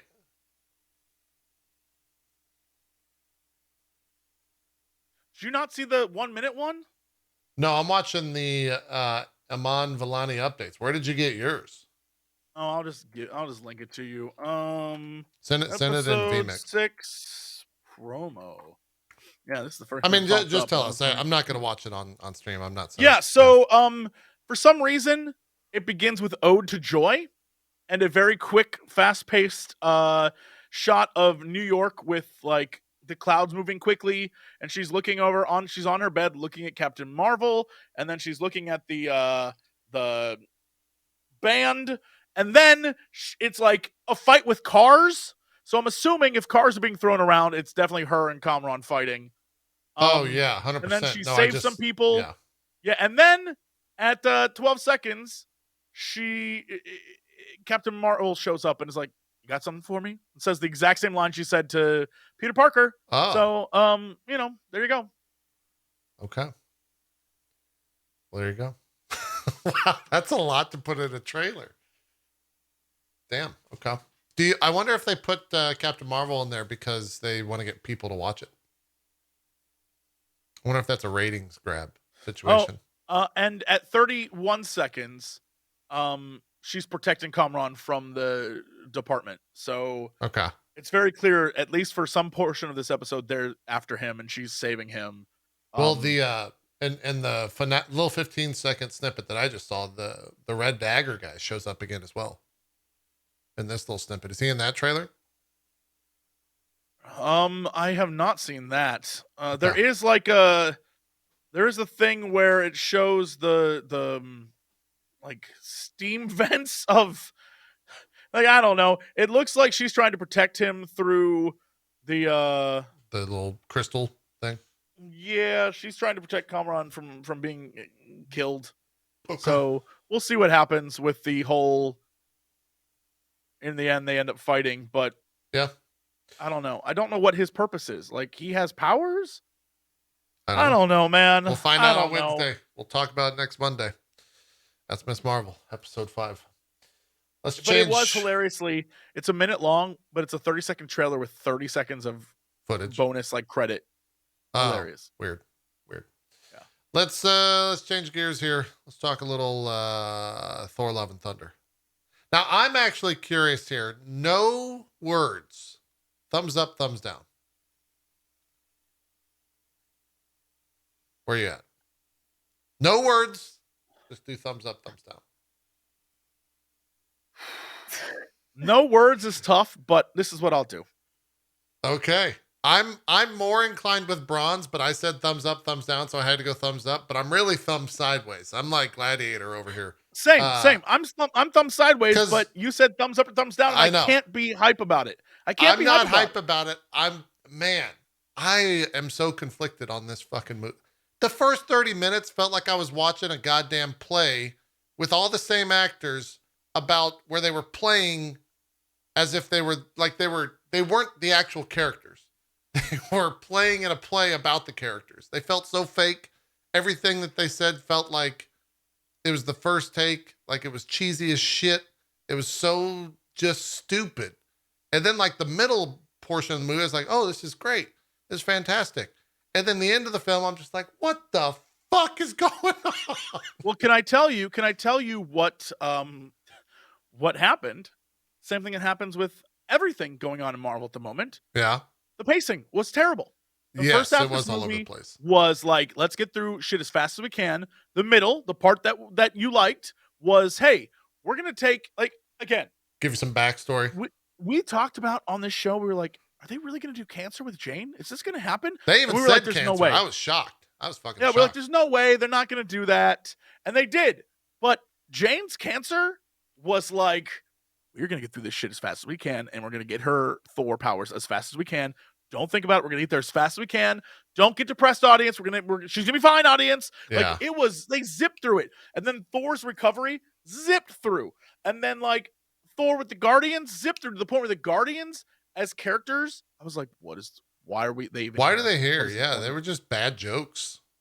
Yeah, they had to sit there and listen to Thor just make stupid comments for 45 minutes. It was and what's crazy about this is that we had a beginning where that intro scene with Gore, I was like, yo, that was fucking cool. It was a good way. I was like, I like that. Yeah. I was like, that was really cool. In fact, Gore was great in this movie. I hate that he was like 4 scenes. You know what I mean? Like every scene he was in, I was like, this dude stole that scene. He was creepy as shit. Maybe the creepiest thing they've ever done in Marvel. The scene with him and the kids was amazing. I was like, dude, this guy's great. But it was, and so like that was cool. And then again, the part where they went to like the God planet, I thought that was super fun. Zeus loved that bit. Thought that whole section was like super fun. Yes. That was the best part of the movie is watching Russell Crowe like hold his little skirt out and like holy shit, hammed it up. I loved that part. I thought that was super fun. But again, it was one of those things where they just went like as fast as they could for the first 35-40 minutes of that movie where, dude, I had no clue that they were going to do I guess I had to have, but like they went from Thor being with the Guardians to Thor being on his own to Thor like, oh man, these gods are dying. Like they just like, how do they find out gods were dying? Guardian like phone system was like, oh, people are dying. He's like, and the numbers were going up. He had like what 15,000 kills or some shit. Not a single one on camera. We didn't. I was gonna say, how do you not show any of them? Yeah, like give me a fucking montage with some sick. Don't make it gun. I was so every time Guns N' Roses came on this film, I just got pissed off because I was so tired. I'm gonna let you know, like in Ragnarok. Yeah. One of the things that I did not like was the fact that they used Immigrant Song twice. And I didn't mind it. Maybe I like that song better, but you're right. I mean, it's a fine thing, but to me, as a like person who edits and puts stuff together, the fact that they used it once, awesome. It is the perfect song for Thor. But the fact that at his big moment, they use it again when it was already used at the beginning, I was like, that kind of ruins like they could have done something else. This was 2 hours of Guns N' Roses. Yo, you remember GNR, bro? Yeah. Hey, you remember GNR? And if you don't, we're going to spend the first 45 minutes reminding you every chance we get. Kid with the shirt. Kid with the poster. In the background, we're going to mention guns. Kids can be named Axel. Like, everything about it. You know what was upsetting about that? One of the songs from the credit sequence was Dio, which is one of my favorite power metal bands. And they played Like a Rainbow in the Dark. And I was like, you couldn't play Stand Up and Shout or any of those songs during the movie. Like, instead you blasted us with Guns N' Roses. And to be fair, I don't hate Guns N' Roses, but you don't need to play their entire discography. You could have thrown some Ronnie James Dio in there. I would have loved to get some Holy Diver. Like, that would have been amazing. That would have been sick. Yeah. The final fight scene would have made sense. Yeah. There are many things they could have added. If you don't know Dio, you should know Dio, okay? Because if you like Thor, it is so fucking cool. And they played A Rainbow in the Dark in the credits. And I was like, listen, bitch, the Bifrost is a rainbow in the dark. They were literally gliding towards like a black and white planet zone on a rainbow bridge. That's when you play Like a Rainbow in the Dark. Yes, I agree. I'm with you. Again, the beginning of this movie was so fast.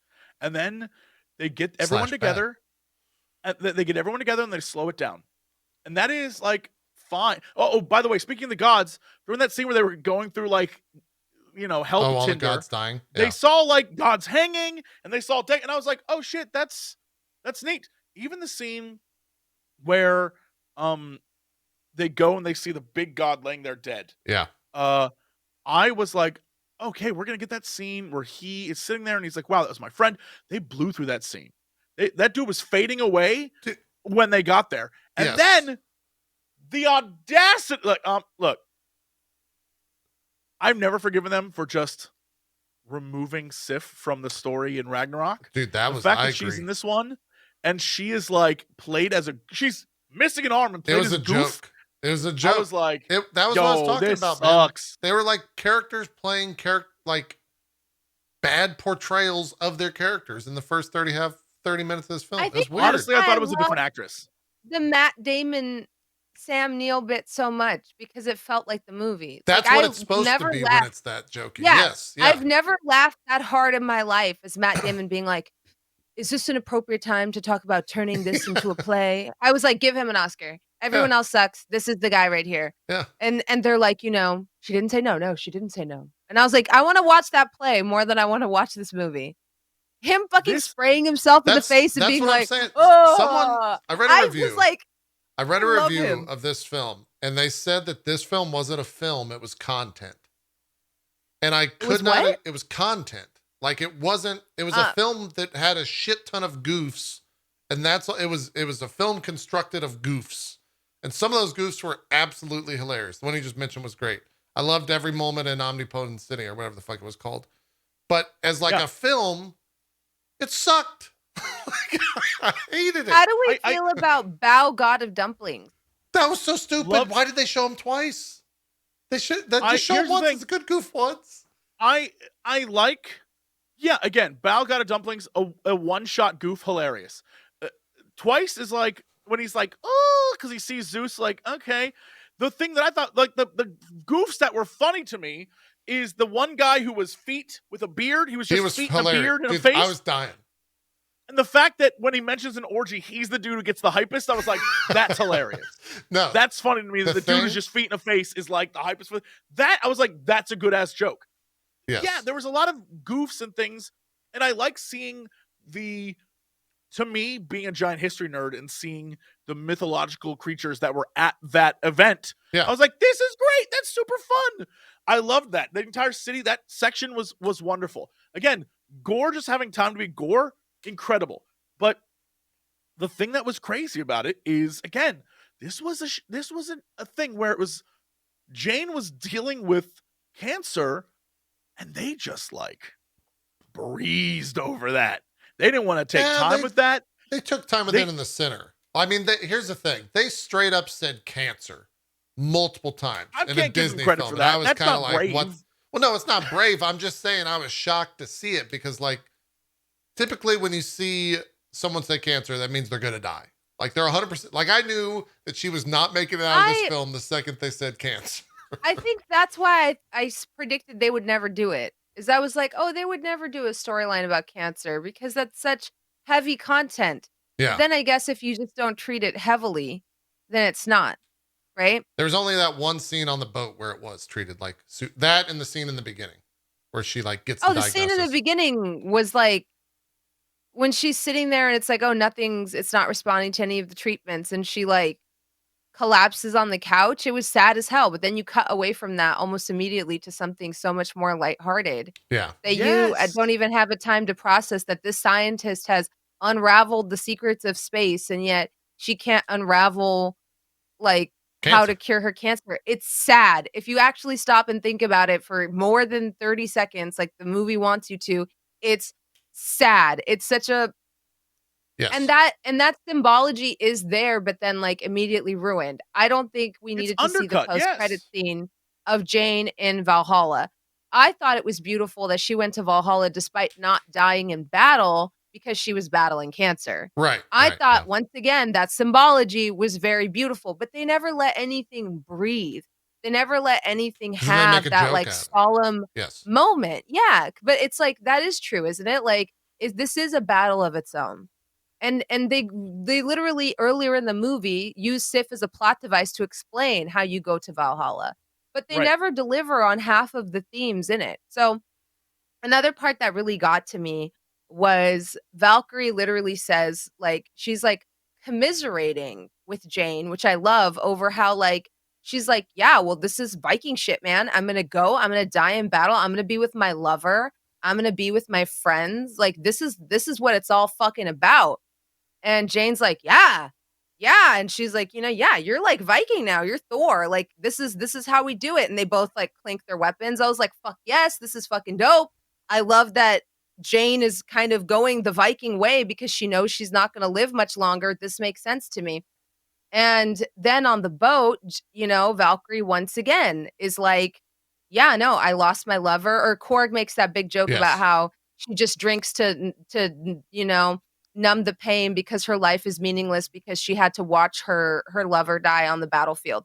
And then they get there, and okay, two things here bothered me. Number one, this is a god-killing sword that apparently killed that giant beast thing whose name I forgot from the beginning of the movie, stabs her directly into the fucking side, and she lives. Fine. I guess Fine. maybe the necro sword isn't that big of a deal if you can be impaled with it and not die. Yeah. If they were gonna have her survive, maybe not have, like, him literally puncture her side with the fucking necro sword. I don't know. Because when you do that, you just kinda make it seem like the necro sword ain't that big of a fucking deal. Oh, Um people are saying it was the thunderbolt, not Was she the or stabbed with the the bolt? I thought she was stabbed with the sword. Oh, even then, whatever. That's only a small Did he part of my like bend it critique here. back and like stab her? I guess is that what I guess happened? maybe he stabbed her with the lightning bolt, in which case I guess the lightning bolt ain't that big of a deal because Russell Crowe survived it too. Yeah. It's So not a god then killing device. Yeah. what gets me is they take all this time to like establish these neat character beats for Valkyrie. Then at the end, they could just have her be like, Valkyrie's in critical condition. Like, we don't know if she's going to pull through, right? No, no, no. They have her sitting there being like, yeah, I'd go with you and fight, but then I'd probably just die pointlessly. So I guess you should go on your own. Isn't that that was her what you whole wanted, bitch? Isn't that exactly. like That's your what you entire wanted. fucking thing? Like from the beginning? Yeah. Isn't that like your whole fucking deal? She bowed out. It's like I'm gonna bow out now so you guys can have your conclusion. I'm a nothing character. It would have Yeah. made more sense if she was like in a coma and she Yeah. couldn't talk. Or if Thor like ditched her and he was like, "No, I'm not going to let you die. Like Asgard needs you." I'll see you But tomorrow and instead then leaves right then they or have something. Yeah. yeah, instead they have an entire fucking dialogue where she's like, all the my established character development? Yeah, I'm going to play it off as a joke while I'm leaning on this lightning bolt. You better take this. And it's like, isn't this like your whole deal that you're the last Valkyrie and all the other Valkyries are in Valhalla? Like, if you stop and think about it, isn't that a really wretched position to be in? Her being an alcoholic always made sense to me. All of her sisters died gloriously in battle, and she's the one left. What the fuck does she have to live for? I thought that was like such a cool. I wanted it to be everyone else tells her why she should stick around. I didn't want her to be like, and then I just die pointlessly. So isn't that your whole deal? Yeah, Like it was like too much played as a goof whatever. to just get out of the way. I agree. I thought for sure, and maybe it definitely felt like they cut stuff because I remember there being footage in did, the trailer 100%, more yeah. of Valkyrie. I mean, the movie was under 2 hours, so they definitely clearly cut things, which is upsetting to me. Yeah. But I thought the beginning was going to be Thor is trying to get back his Thoriness, right? Like he is like fat Thor trying to do his thing. He's with the Guardians for a bit. While that's going on, Jane is like dealing with cancer and has to deal with all that shit. She's trying to find answers, but she can't find any answers. She's hearing weird whispers, which is what happened, but like real quick. Yeah. And then Valkyrie was Heard like, a whisper went to Asgard. and Valkyrie's like, I'm the king and this sucks. Like the trailer footage show her at like meetings being bored out of her mind. That shit did not happen in this movie. And so like I was convinced it was gonna be the three of them in like all of them trying to get back to like who they were, fighting a fight that's internal, and then together would have to like come to like I was convinced that's the first half of this movie. Is it gonna be the three of them, and then they'd come together, brought together by Gore, and Gore would be like the impetus. They were together so quickly. And I understand, I guess that's what they're like. People want to see Jane and Thor together. And like, I understand, but like, they were so fast. The beginning was so quick and so fast paced that again, phase 4 is all about insane pacing issues.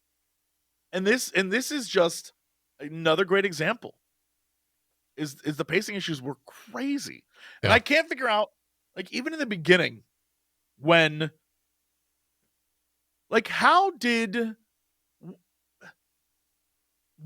Gore know that he needed to get the axe?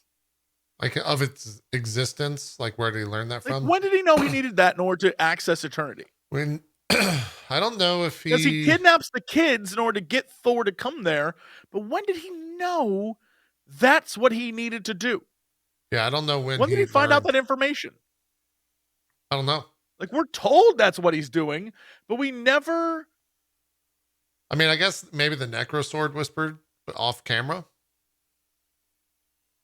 I don't know. Like, he has writings in his tent that say that's what he's doing. But I don't know. Sword whispered Bifrost to him, I guess. I didn't get that. When he touched the axe, maybe? No, I think just in the beginning. Told him to get to eternity, maybe.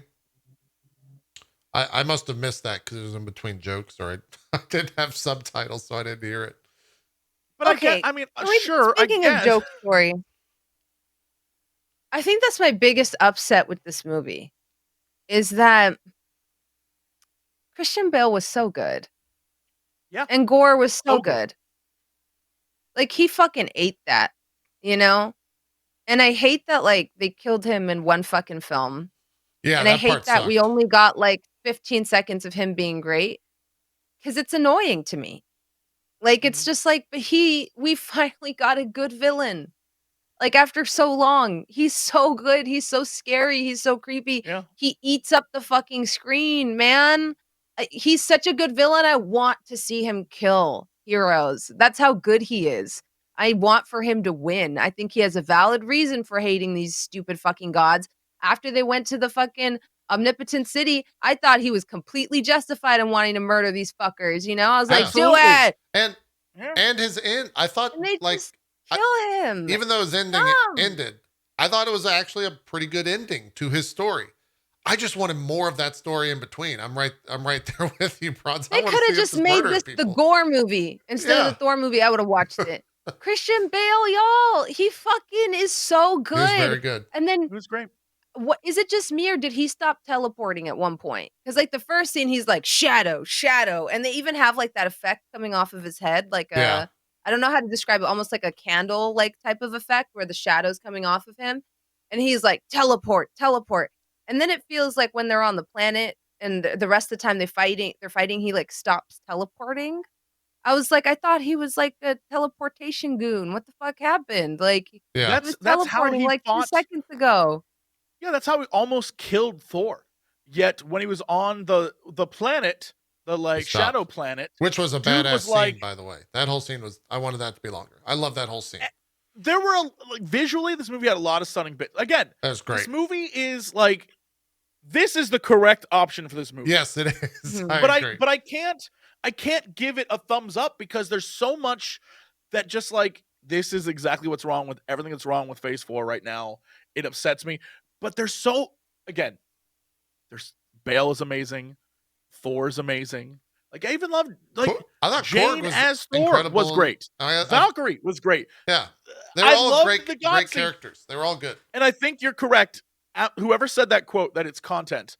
Yeah. There it was are a great review. several great scenes clipped together with goofs. By the way, funniest moment, I still think about it. I don't know why it got to me so bad. Funniest moment in the entire movie. I was dying. I had to stop myself because I was ruining the movie for other people. When it cuts to Korg's God, and he said, I still don't know what he says because I've only seen the movie. He says something like, I'm Ninny the Nani or some bullshit. And he's sitting on like a giant throne of swords. And he's just sitting there for whatever reason. That sent me. Aaron was like, what the fuck are you laughing at so bad? I was like, I don't know. It got me.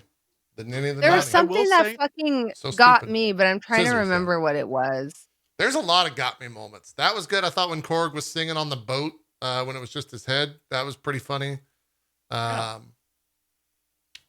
Dwayne the Rock at the very end, that was real stupid. With Korg, like all the funniest bits were with Korg, I thought. I do.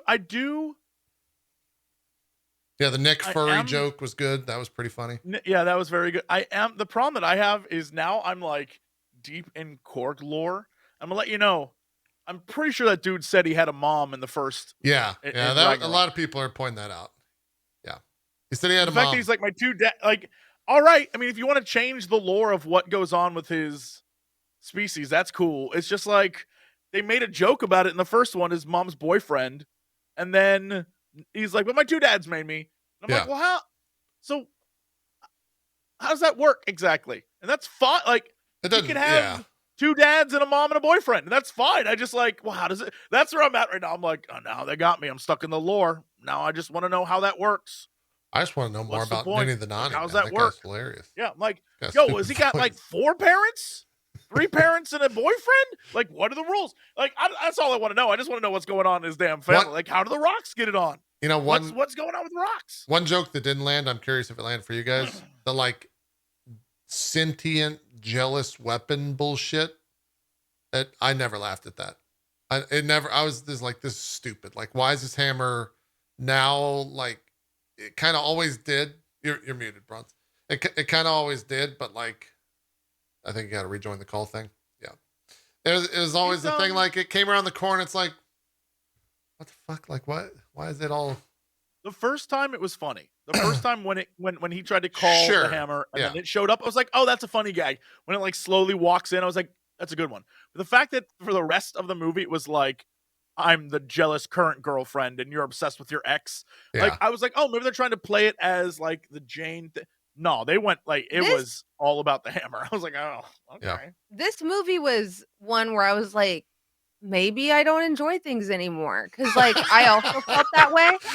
There's a lot of that. There's a lot of where things where I'm like, do I not like Marvel? When I was leaving the movie theater, like there was this person there, this girl, the next seat over that was like, oh my God, that was so good. Is Stormbreaker toxic? And I was like, oh, I wish Thanos snapped you. No, I would like, be done. I would say I'm no longer a Marvel fan if I heard that. I literally audibly said to the person I was watching the movie with, I said, I wish Thanos was right. Thanos was fucking right. Like, and they were like, well, what if you were snapped instead of her? I was like, then I wouldn't have to exist in the same movie theater as her and I still win. What are you talking about? Either we both get snapped or I get snapped or she gets snapped. Like, I don't want to fucking be here. Is Stormbreaker toxic? Oh my gosh, that's guys, funnier than almost every joke in the fucking film. And I was like,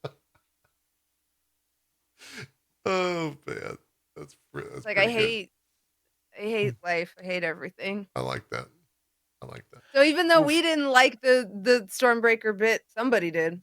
Yeah, sure. Hey, if someone laughed, it's fine. I was just I had the epiphany of like, wait, do I not like Marvel anymore? I had that multiple. Like the first 30 minutes was like, wait, people are enjoying this, but this is fucking awful. Like the acting is terrible, but people are enjoying this. Maybe it's me. Maybe I'm the weird one. What's funny is like Vic in my chat reminded me that like it was all just the whole the Stormbreaker thing was just a big like plot device. It was to explain why they needed a boat. Yes. Yeah. Well, That it was so was they could it. keep around You those gotta keep goats. those goats. That You gotta keep the sucked goats. ass. Yeah. Oh, They I weren't thought the funny goats from moment one. the goats Hated played them. for me. The goats played so Hated well for them. me. I was Dude. like, shut those fucking goats You know up. why? God damn it. I Jesse, hated them. you know why Hated it them. played for me? It's because every time they did that, I just started laughing because I thought of that fucking Taylor Swift meme. And it just got funnier every time I heard it. It just harkened back to the old Taylor Swift Hated meme. the goats. Hated the goats. Yeah. I'm goat fan because of Taylor Swift meme. That's why I'm into it. It also just sounds like it's the act of someone recording that multiple times also made me laugh because it was like they took the time out of their day to have multiple people record them screaming into a mic. It's funny. It's pretty good. And it's also just obnoxious. You could hear them from anywhere. All right. You know what? I will allow this. So in my chat, someone said, and I'll allow this last smoke. Okay. The way the story is told makes sense once you realize it's all from Kor's perspective and he is telling the story the whole time. I will allow that. Yeah, I've heard that. I'll allow it. I don't have to like it, but I'll allow it. If that's what they're going for, fine. I accept it. But it doesn't make it something that I'm like, awesome. I'm glad that's what they did. Yeah. Yeah. By the way, another good goof. Yeah. When they're sailing towards the shadow planet or whatever, and then it like zooms out and it crashes into it. I was like, that's pretty funny. I thought that was pretty good. I thought it was a fun goof. I actually liked that. Pretty good goof. I thought that was but again, funny as shit. Everything we're talking about is like, remember the goof they did? Yes, it was all goofs. Yeah. Remember that goof? Yeah. And at least with Ragnarok, there felt like some sense of urgency. Like there was a villain who was like, "Oh boy!" Like they had that. They had a great villain this time, but it was also like, you know, we're gonna goof our way there. This dude is killing gods. Yeah. And they're making a joke out of the entire thing. That's crazy to me. I thought so too. What do you guys think about the? Did anybody feel maybe they were joyless with like oh, by power of Thor for a limited time only? Yes, that's what I was about to say. Yes. Because I thought that shit was dumb as hell. I think I might be joyless. I was like, this ain't cute. This is dumb as shit. Probably. Yeah. I don't know how. I was like, I don't know who this is for. When that happened, I was just like, what? Okay. I guess that's a thing he could. And after reading about it, it's like something that Odin could do, and it was because he had Zeus's bolt, and so like he could. So like when it happened, I was like, how the fuck? Like, what the fuck is going on? Like, how the fuck can he do? Why didn't he just do this with the Asgard people and it's done? Right? Like this movie's over an hour ago. But in the moment, like after it's whatever. I don't know. I didn't hate it. I didn't love it. It was just a thing that happened, Bronze. Kind of like the movie. Yeah. I kept thinking the entire time, I was like, I can't wait till we have to put this on our list because this isn't better than Ragnarok. No, not at all. There's no way. I agree with you. So this has to fall somewhere below that, which means it falls in the hell pit where we fight for 25 minutes over whatever the hell it's going to be like. It's going to be 15 true. or 14. We're not there yet. That's where we're at. We're not where there we're yet. at. And I'm dreading that. We're not there yet. I know it's going to be the worst. I want to talk about Eternity. And like, love that. I loved Eternity's look. I loved Eternity. I love the room leading into Eternity with like the statues there. That was fucking cool as shit. I love seeing all that. Mm-hmm. I don't know how I feel about Thor being a dad. I love that story for Gore, but like, I guess we've got like an Eternity godchild now that has no basis in like comic book lore, but sure. I don't mind like Gore's ending, except I just don't know if given what he experienced, if he would give his daughter to Thor like that. He give his daughter to a god. Think about the mentality of that. Well, I think that's supposed to be the thing. I don't know. I'm trying to think of like what I motivated understand him. what it's supposed to be. Yeah. No. I'm trying to think the motivation though, because you guys are right. Like, what caused Gore to turn a new page? If there were more scenes where Gore got to see Thor be a good god and be like, all he knows is that he went to the other gods and they turned him down, so Thor still went to go stop him. All he knows is that he's a god who wants to stand up to him. He doesn't know that he's a good dude. Yeah. He knows the empowered kids with electricity, but he doesn't know anything about him other than like he saw one moment of him and Jane and he was like, oh shit, that's like me and my kid. You can raise my kid, I guess. Yeah, I don't know, man. I wish that he would have gotten but again, this all comes down to pacing. Yeah. It comes down to the fact that I wish I would have loved another 20, 30 minutes of just like, let's have character development. Like, let's have moments of Jane and Thor. Let's have moments of Gore, and we can see that even though he's corrupted, there's still something underneath him that is like, oh, well, this is why he would do that. Yeah. Everything just felt like chat went the off with entire all game. the reasons, and it was because the Necrosword was destroyed. That's why he saw Thor to be like a good person. Understood, And that makes but sense, again, it all makes sense. It just was so fast that nothing had time to breathe, and we never had any moments of just like, oh shit, she has fucking cancer, dude. No, We didn't even have that moment. Well, we and there had was that a moment, part I of think, that. for me on the boat. There was a part of that kind of turned me off too, which was, and maybe I misinterpreted, when they do the fast forward love scene of Jane and Thor, Yeah. and then they show Thor being like, Mjolnir, no matter what, you got to protect Jane. And then they show like the sigil on Mjolnir changing. Isn't it kind of implied that like that's why Mjolnir is like calling to Jane or Yes. trying to protect No, her that's from cancer? exactly what they Absolutely. say. Yeah. Yeah. I'm sorry, that's bullshit. Like, isn't the whole point supposed to be she's worthy? Like, what do you mean? Like, I don't feel like it should be because Thor was like, I love her, so you gotta protect her. It's because, and he even says at the end that, like, you're worthy. And I'm like, yeah, except when you undid all of that by basically having this throwaway point of the reason that Mjolnir chose Jane, because we didn't actually want to spend time showing how she gets Mjolnir in that journey, is that she wasn't actually, chosen. It's because Thor told Mjolnir to protect her, so he's protecting her from cancer. Yeah. And it's like, I wish there was more about her figuring out, wait, Mjolnir's magic might be able to help me, and her being like, the universe being like, yes, you're worthy. I think that would have been so much more powerful. Isn't that like her whole story arc is like them showing like, oh, Thor went on to do big things and Jane did too. And she's like, that scene in the cancer ward is what got me, where she tears a page out of her own book and she's like, see, it's 2 points coexisting in space at the same time. And he's like, you ruined your book. And she's like, yeah, except now you understand. Great scene. I was like, this is why Jane is goated right there. Like, she is so like pure of heart. There's no like ego about her science. You know what I mean? She's like the antithesis of Tony Stark. Yeah. She wants people to understand. She's not even offended that he doesn't know who she is. She's just excited someone's reading her fucking book. And like, while he's out there doing space stuff, they make this whole point of being like, but Jane was also doing really cool shit. So then to have it be like, but Thor told Mjolnir to protect her. Maybe Mjolnir felt that way after being around her. Mjolnir was also there in their relationship. Maybe Mjolnir was like, I thought there was going to be a scene where Thor gets drunk and leaves the hammer somewhere where it's not supposed to be. Jane. And Jane picks it up and puts it on his nightstand. I thought for sure that was going to be like the reason they were showing us why Thor and Jane didn't work out. I was like, I'm going to fucking die if they show Thor in the hot dog costume is fucking drunk and passed out and leaves the hammer somewhere he's not supposed to. And Jane like picks it up and moves it aside or whatever. And then that's how we know like she was always worthy. You know what I mean? Like that she was always that bitch.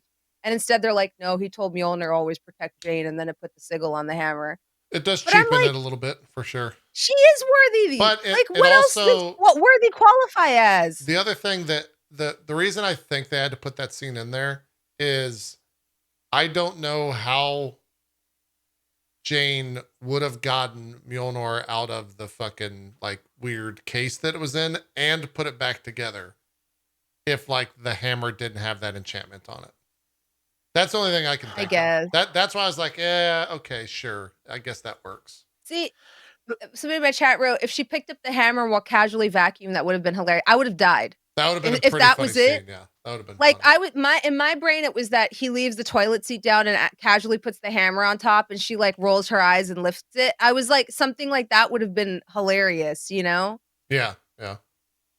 Where it's like, oh, she's not wrong. always been able to because she's like, you know, Mjolnir has witnessed her deeds as well and knows that she's a badass and she, you know, is worthy too in her own way. And by making Thor worthy, did she not in some ways prove that she is also worthy? She's the reason he's able to wield the hammer again after Odin puts the spell on it that only the worthy can wield it. In making Thor worthy, didn't she prove that she's worthy? Maybe. We'll never know. I don't know. You're not wrong. But I can't say you're right. Do you think this would have been a better trilogy or duology? Yeah. Where Yes. there was one movie where it was we were dealing with Thor coming back to being Thor and Jane turning into Thor and Valkyrie becoming like they all If at the this end happened of in Ragnarok, Endgame is that what you're saying? were in one place, and now Thor has to become Thor again, and Jane becomes a Thor and Valkyrie becomes Valkyrie, and they have like growth at the same time. Gore becomes the God Butcher, and that's like movie 1, Yeah. and then movie 2, or potentially like movie 2 and 3 is the idea of dealing with like now that they're back. They've attained like godhood status, but there's a dude out there killing gods, and so now they have to contend with that. And if they made a third movie, it's like, oh, the second movie is they go to Zeus. Zeus is like, piss off. They have to convince the gods. Like, I would have loved if this was a longer, more thought out plan. If they just got a bunch of famous actors in Hollywood to play various deities killed by Gore, that would be that was the plan originally. It sounds like that would I be think incredible. that would have been so cool because like I loved the idea of them being like, what's going on and like finding these corpses. Do you know what I mean? the mystery of it. Yeah. Like, because like Yeah. let's look at like what makes the villain really good. Like, let's look at some of the most iconic villains of all time, and a lot of it is they occasionally win. And in this, we Right. kind of just see Gore get his ass beat a lot, despite Christian Bale putting on a fucking acting clinic every time he's on camera. We kind of see him get his ass whooped a lot, even though he supposedly killed 15,000 gods. We don't get to see any of it. I would have liked for Thor to retreat at one point, you know? Yeah. And like, I guess he kind of does when Valkyrie gets stabbed, but like, it would have been so much cooler if they're chasing this bloody fucking trail. If instead of a stupid Guardians update of 15,000 are dead, if instead of that, like Thor just keeps finding remains and this guy's one step ahead of him. And, you know, maybe they fight at a place like Omnipotent City and Thor fails to save whoever he's trying to save. You know, and that's when he realizes, like, oh shit, I'm outclassed. I need help. And that's when he goes to Zeus and he's like, I need fucking help. I can't beat this guy. He just murdered all these deities in front of me. You know, that would have been like this really cool moment. Oh my I think God. that's what I love about Star Wars is like, you know, Can you Vader imagine? kind of shits on the heroes a lot. Can you imagine if this was a trilogy? They And don't the have- second movie they go Go ahead. just Sorry. like they go to the city. I mean, this is the only way it works. The only way it works is if it's a trilogy. So just follow me here. They go to the city in the second one, to like get the gods' attention, and the gods are like, "Piss off, dude! We're gonna hide out here. We're gonna have orgies. It's gonna be amazing." And then they steal the thunderbolt from Zeus. They go and fight this dude. They clearly lose. Valkyrie at the end of the second movie is like down. Is Valkyrie dead? We don't know. Valkyrie's in the hospital, and it is like, oh shit, this is bad news. And Gore's like, I took them damn kids, and I'm gonna open the gateway to eternity, and I'm gonna kill every god. And then in the third movie, they go back to the city, right? And everyone there, like, there's dead gods everywhere. He clearly was there. He That's what murdered I was everyone. That expecting was city gonna is happen, in man. ruins. That would have been dope. You got Yeah. to see it at its like prime, and then you got to see it destroyed. That is a perfect thing. No, that shit doesn't. It doesn't matter. I'm just saying, there's so much missed Remember opportunity here and how- so many cool things. Yeah. Remember how when we went into this movie, I was like, what if they showed the null? Lol, stupid me, lol, bronze. Why would they do something so cool? Why would they do that? Yeah. Again, you Sony keep, owns it, I guess. You That's keep why. doing the thing that you always do, which is like, I have an idea. Having read comics for years and years and years and knowing everything, this is what I would do. And it's like, I'm going to let you know, most of the people working on these don't know shit about what you're talking about. They're like, hold on, there's a man who is also a sword man? Nah, they were like, that's a cool ass sword. I thought there was going to be this cool thing where Gore's like, thank you for releasing me from the grip of the Necro sword, but just so you know, it's There's not bigger over. bad. Yeah. Well, it's Yeah, 'cause instead it's like, I think that also speaks to the truth that like we're all looking for the bigger bad in this. Like how many? It's been 8 films, 6, 7 films, a shit ton of films since the big bad. And like we got one kinda, maybe it's Kang, but and maybe we got a. Maybe let's talk about the post-credit scenes. Maybe we got one here where it's going to be like the gods versus the Avengers. But be honest. Does anybody give a shit about Hercules? Be honest. I'm sorry. Maybe I sound like a piece of shit. I give a shit about Hercules only because Roy Kent's playing him. Okay, fair. I guess. But I don't give a shit about actually Hercules. However, that's a big comic run, so maybe I should. But I mean, I don't base anything off the comics anymore. So it just means Hercules Thor is going to happen, right? That's what that means. That's fine. I'm here for it, but it's also like, so the gods are coming after Hercules now. The gods are coming after Thor, you mean? Yeah, Thor. Which would have been a great. Oh, this is an act 3 or something again. There's a huge arc that should have been done here. Instead, they wrapped up things very, very quickly. And we still don't have like a post-credit. Like, here's the thing that's I think sucks is all the movies feel disjointed at the moment because there is no Nick Fury scene at the end. There's nothing for an audience to be like, oh shit, we're on our way to Avengers, dog. Like in phase 1, everything was pointing to we're gonna have a big movie at the end of this. Right now, nothing. There's none of that. We don't have anything cohesive. Can I read you? I found exactly what you're talking about. Someone listed all the post-credit scenes that have not been discussed, talked about, whatever. Here's everything that exists in the MCU that has not been talked about after the post-credit scene. You've got 616 Mordo. We got a deleted scene about him in Doctor Strange and the Madness of the Multiverse. There was like storyboards that were leaked or shown this past week of Wanda killing him and like decapitating him. That never happened because it got deleted. Yep. We have the OG Guardians in one of the Guardians films, which has that's Stallone's crew. So they might pop up in like Guardians 3 maybe. You have Adam Warlock. He's confirmed to be Guardians 3. You've got Talos's whereabouts plus Nick Fury in space. That was it. What movie was that in? Was that at the Spider-Man? End of Captain Marvel, right? No, maybe that was Spider-Man. I think it was Captain Marvel though. That was Spider-Man, the British Spider-Man, Far From Home. Remember? Because then it's revealed that it was like Far From Home. Yeah, you're correct. So that happened. You have the origin of the Ten Rings and the signal that they admit. That's from Shang-Chi. You have Zhu, or I'm gonna screw up her name. Is it his sister who takes over the Ten Ring Syndicate? You have that's all Shang-Chi. You have Eros and Pip at the end of Eternals. You have Dane Whitman approached by Blade. That's the end of Eternals. You have the symbiote left on the area. That's at the end of with Venom or whatever, and the other guy from Ted Lasso. Funny enough, you've got Clea, I guess is how you pronounce the name, and Strange with the multiverse hopping at the end of Multiverse of Madness. Then you have Hercules being sent by Zeus to kill Thor at the end of Thor: Love and Thunder. The TV loose ends. You have Vision's whereabout at the end of WandaVision. You have Monica Rambeau approached by the Skrulls, also at WandaVision. You have John Walker being recruited by Contessa at the end of Falcon and the Winter Soldier. Then you have Kang at the end of Loki. All that shit has to be fucking somewhere talked about.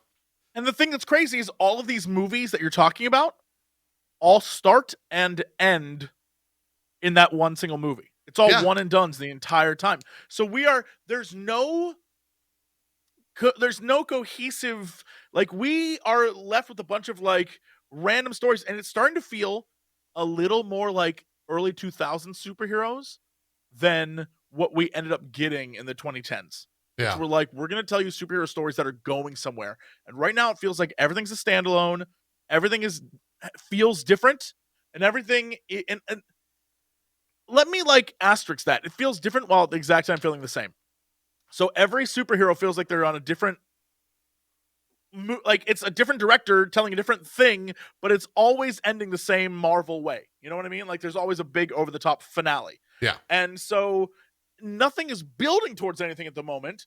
And we are sitting here just like, we're waiting for what's next. We're all watching all the end credits, hoping for something good. And all we're getting are like, yeah, that was a pretty cool scene, right?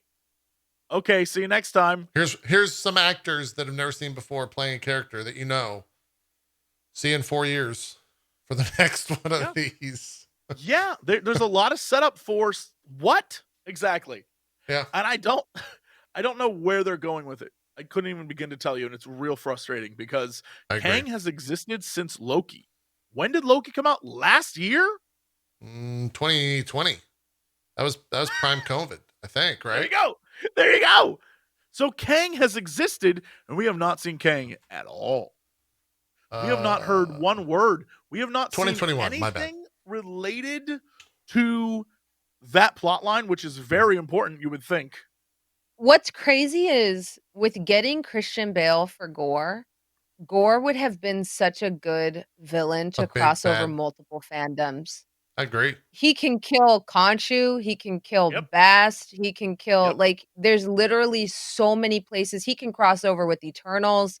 He can kill Eros. Like there's so many places for him to cross over that it makes like absolutely no sense why they fucking chopped him off in one episode. It's like actually upsetting.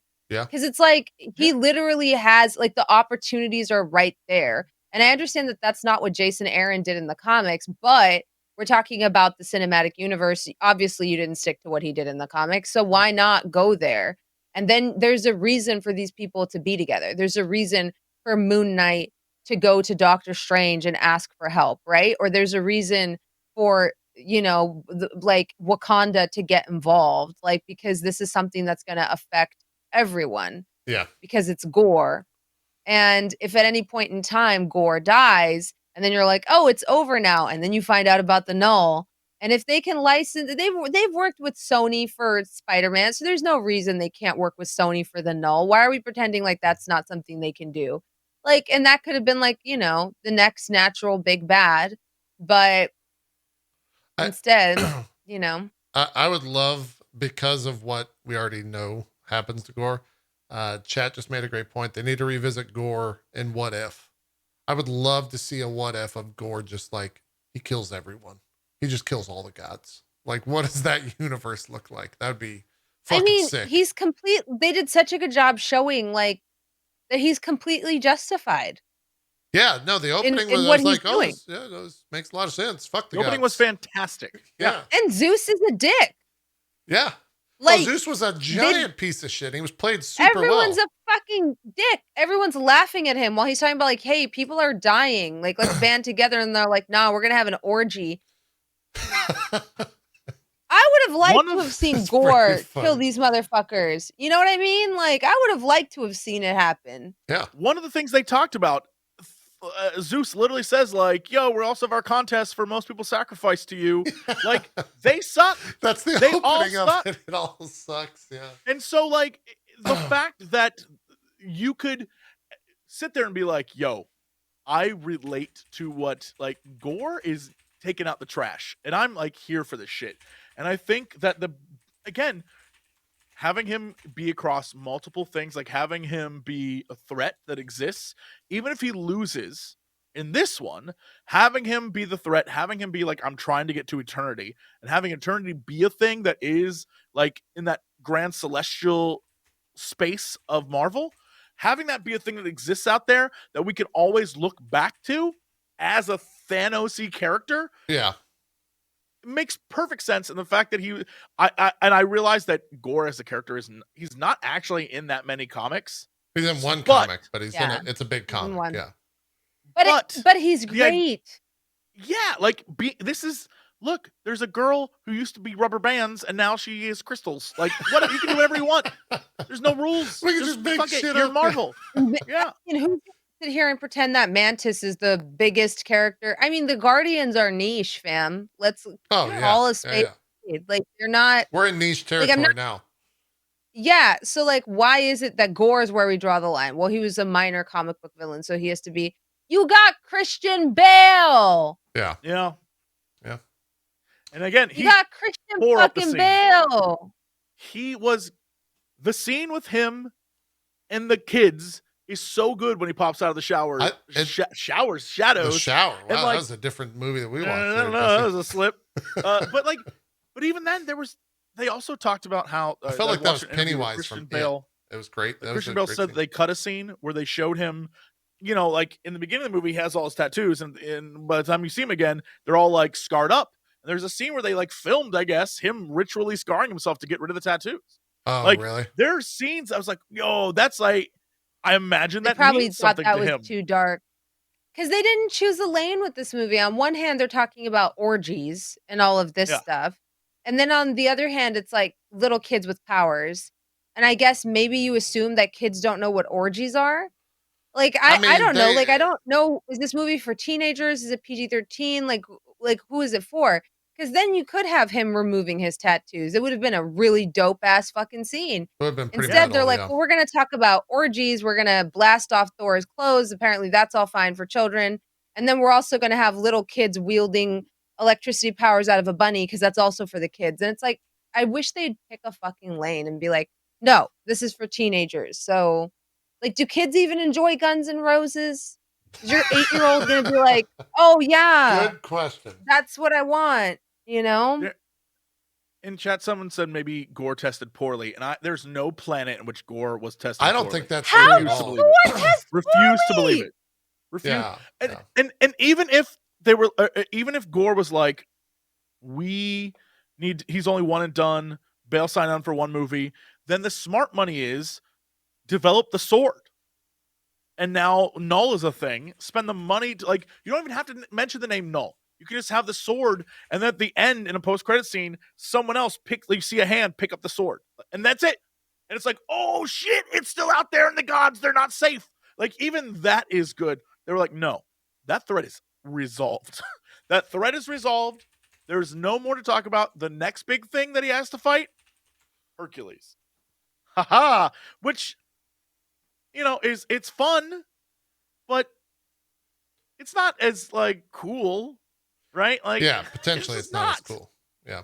Now I almost be wish cool. they had established some relationship with Hercules in this movie, and this is where it comes into Jesse talking about it being a trilogy. If Thor and Hercules are fucking cool with each other, and maybe they're bros, like sup bro, and they're like buddies.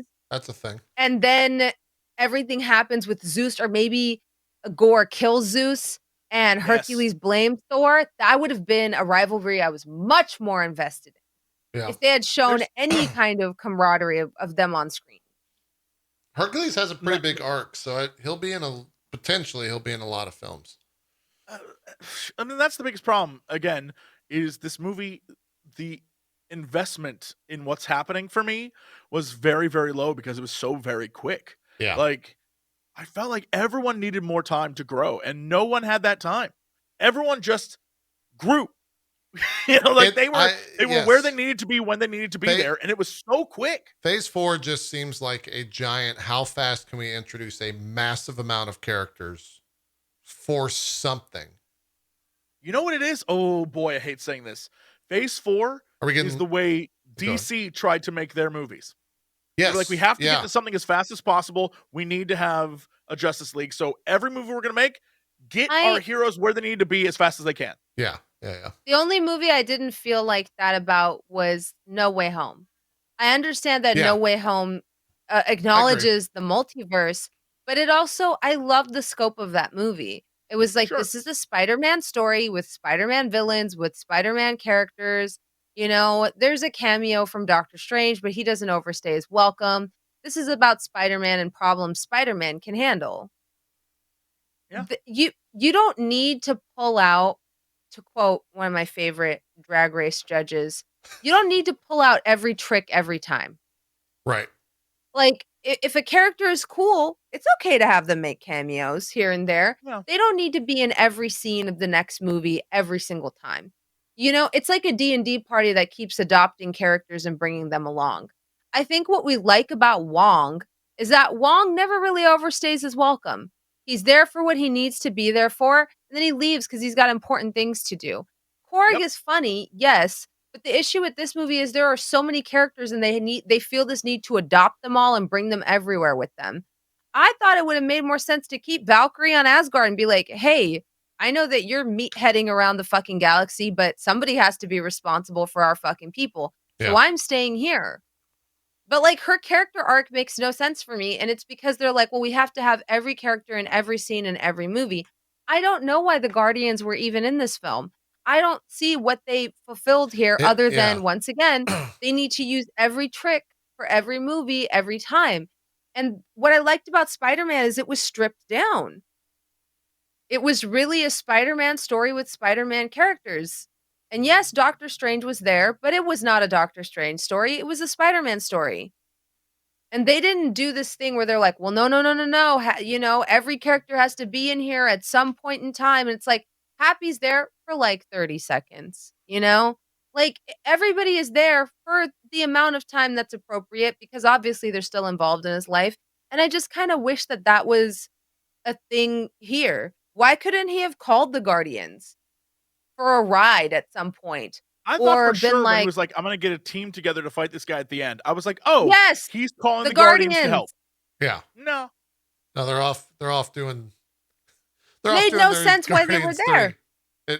The only reason that they were there is because the connective tissue from Endgame was that Thor went with them, and that was it. Then why not That's it. make That's all- the that's movie all it was. more about that? Yeah. It was like, no, get rid of them as quick as possible. So we didn't even get as Guardians of the Galaxy. That didn't happen. We got like we got then, a scene I'm where going he to tell you just the destroys some story shit. about. Yeah. Yeah. No, I'm with you. Yeah. I'm with you. Yeah. That all said, I would have loved if the story of this movie was them being sick of Thor, and trying to rid get of him. him to like trying to get rid of him. Because that was the little bit that they did that I loved, that they're all sick and tired of him. They're like, oh yeah, dude. Yeah, it's so sad, so sad. Anyways, and he's like talking and they're leaving. I would have loved if they're like, all right, we got to get this guy in shape and we need to point him at something because I'm sick and tired of this fucking guy and we have things to do. Yeah. That would have been, I think, a very interesting movie that they could have tackled in one film. Yeah. And they could have even gotten rid of him by being like, well, it turns out Mjolnir's missing. Somebody's cosplaying as you back on planet Earth. So you should probably go check that out, buddy. And then like they close the door behind him. I think that would have been like a story you can tell in the scope of a 2-hour movie. I agree. And look, people would have loved it. If you want to make goofs, prime goof material. A lot of Could have been a goofs. goofy Yeah, ass either movie. go full goof. Yeah. Could have been a Give him hilarious the comedy. whole goof. Yeah. Yeah. Uh, And again, should have been a trilogy or at least 2 movies. before It we would have made more sense. Before we jump into the ranking, how do you guys feel about the? For me, the whole Valhalla thing just breaks so many things. Like, is Loki there? I hated it. Is Odin there? Is I hated it. like what? Who's I in hated it. Valhalla? What? Who? I hated it. Where? Does Sif's arm go there? I know. Like, I what's know going why on? they did what they did. I understand they wanted to give Jane a happy ending. I get it, but it does break all sorts of shit in the universe. Yeah. It Yeah. breaks all. Of it. Okay. So there's multiple things weird about it. Because it's one of those things where it's like, why can't we just know that? Why do you need to show us that with the weird bob haircut she had that was not cute? Why do we need to see it? We know. Maybe he she turned comes into back. the same I don't know. gold dust that Odin turned into, you know? And the theory is that yes, she's gonna come back because she's, you know, they put her on the horse, they put her on Pegasus or whatever, Yeah. just so you could see, so they can set up, you know, worthy Thor and or mighty Thor and Valkyrie, because yeah. that's like a whole thing. But if they were gonna do that, why didn't they just kill Tessa Thompson too? And then have like them show up like as Valkyries. They Loki him. Yeah. And then have her They're- be back with her girlfriend. Wouldn't that have made more sense than like leaving? I don't know. It's just This I just thought it breaks broke a lot of everything. things. Yeah. What's messed up is that the and I keep thinking about this, and I don't know, maybe I'm way off, but much of this film was about Gore repeating it and the gods repeating the fact that, like, for mortal man, there is nothing. Life is what you have. There is no special afterlife for you. The gods made that shit up so you'd worship them. That's it. And then the gods get an afterlife. I was like, wait, what? Yeah. And he's like, yeah, us gods, we get to hang here because we're God. I was like, wait, what? So is there? Wait, what? I was like, stop. Stop explaining the afterlife. Please don't do that. Movies, please stop. Please stop. It never works out well. It's never good. It's always convoluted. Just like, cut it out. Drives me crazy. I'm like, I thought the whole point is like, it was supposed to be the gods were shitting on people. And even if it wasn't true, it was like, ha ha ha, there's nothing for you. You're idiots. And we're gods. And in the end, it was like, gods make it up pretty good. It's like, Yeah. wait, what? Let's go live in They're paradise. assholes, all of them. Did Natalie Portman not want to do more than one movie? I don't know if that was the case. Because I'm also fucking pissed they gave us one fucking film with Jane Foster. Like, I'm not gonna lie, they kind of made it seem pretty like to amicable me, about it all. Yeah. yeah, happy. like why the fuck did she get that goddamn buff if you're gonna kill her in one movie? I thought for sure She just wanted she the was reason to gonna get have, buff and get paid. That's the old like, Hollywood trick. You find a movie where they pay you you to get know, buff. Yeah. I'm not gonna lie, I'm annoyed about it.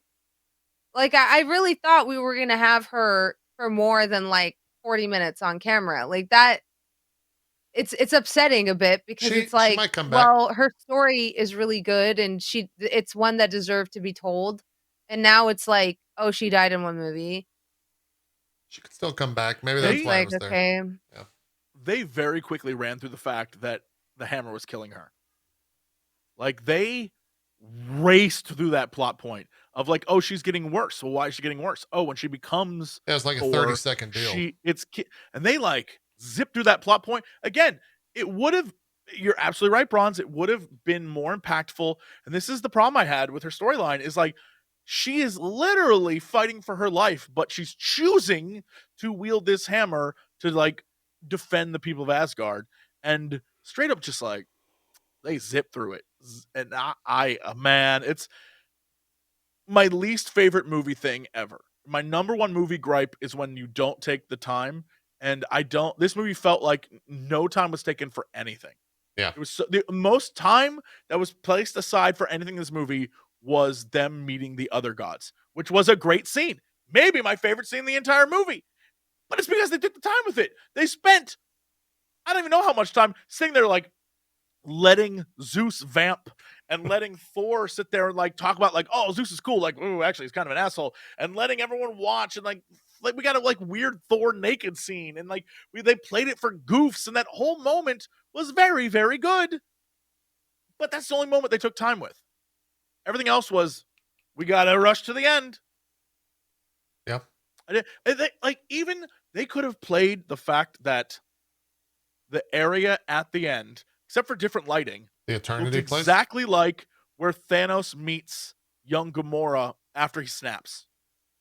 Oh, That yeah. weird like Yeah, water with the sky plane. Like that would have been a really like, oh shit. If they would have just like connected some dots, that would have been really great for fans. It's like, oh shit, this is connected.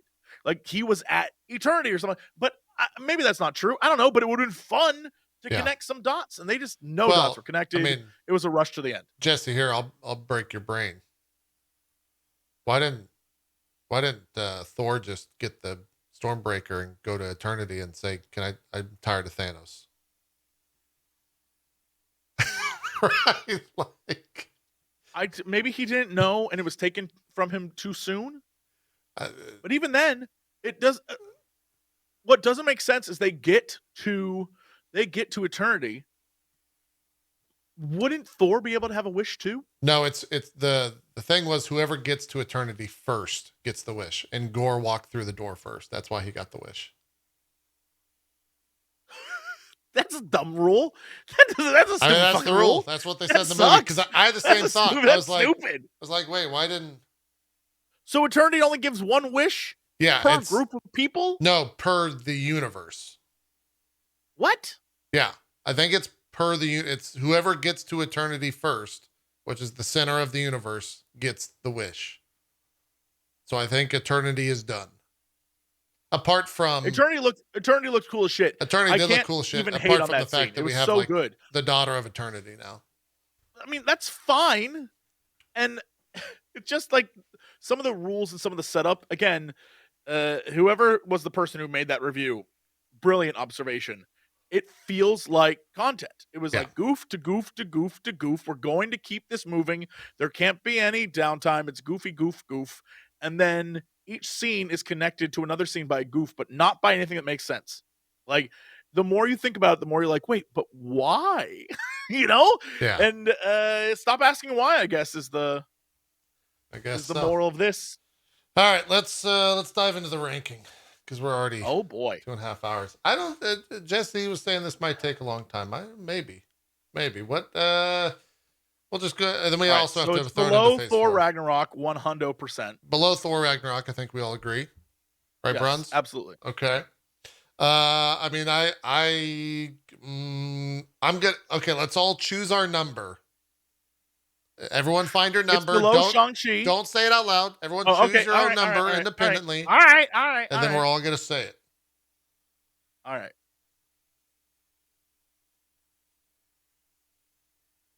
I've got mine. I have mine number as well. I've got my I number. have mine as well. Bronze, you got your number? Mm-hmm. Okay. We're all gonna say it at the same time. You ready? I'm gonna go 3, 2, 1, say it, and then we all say it. All right. 3, 2, 1, say it. 18. 17. 15. Okay, we're close. We're close. Yeah. If it makes you feel better, I was thinking 18. I just didn't want to deal with people. Wait, so I was the lowest? Yeah, you had 18. Oh, I was the lowest, and I gave it thumbs up in the beginning. That's interesting. I said 17. That is interesting. Well, here's the thing. I don't. Yeah, I I'm didn't okay with consider- 17. No. Well, No. it's I a didn't better like Guardians 2 all that. Like, well, Guardians 2 had more emotional beats to it. Yeah, I think 18. I think 18 is right. I think Guardians 2 is a little bit better. Here's the, like, god damn it, the moments, the I was gonna say. individual moments in Thor were more like that scene where they're having the heart to heart, and then she straight up says like, I have cancer. Like, that was the theater went dead silent. It was an impactful moment. It was fucking great. But then if you think about the whole fucking film, you're just like, fuck, like it wasn't, it sucks. There are many, many good moments in this movie. Yeah. But that's the problem, is that all the good moments, you still walked out of it like, it's not good.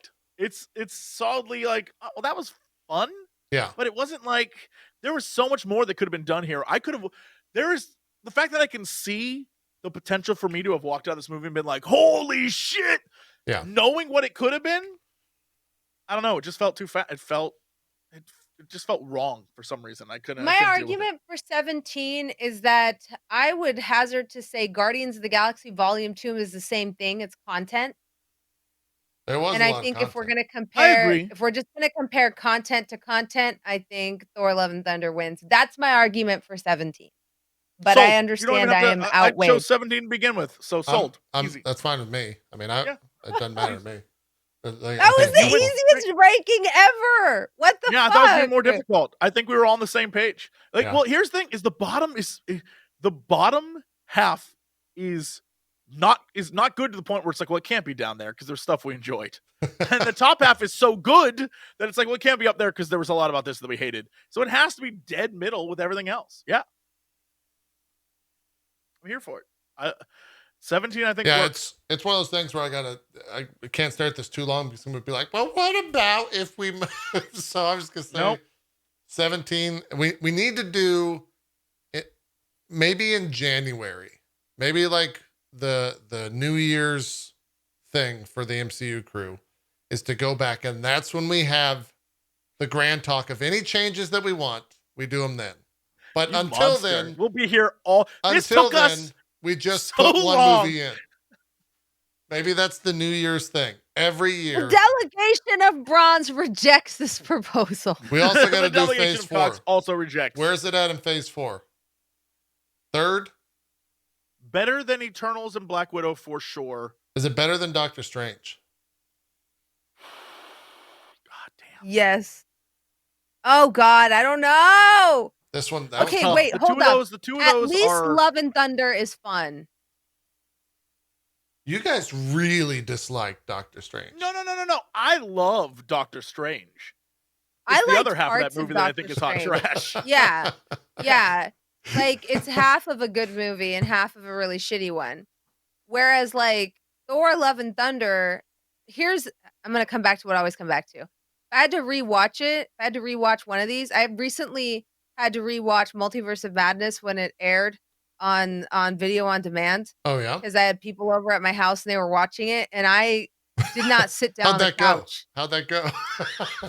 They didn't like it. They didn't like Oh, it. they didn't like But it. Okay. normally, yeah, like if something like Ant-Man is on, even if I've seen, I'm like, oh, are you guys watching Ant-Man? I'll come sit on the couch.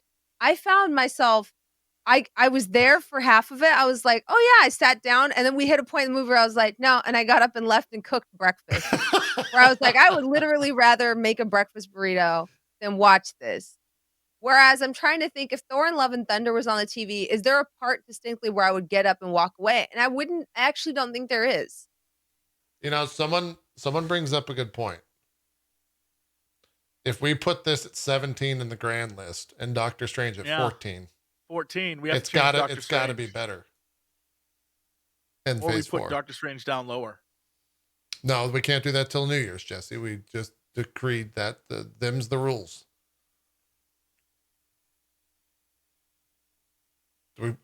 I think it has to go like this. I accept it because I think I accept it, but I don't like it.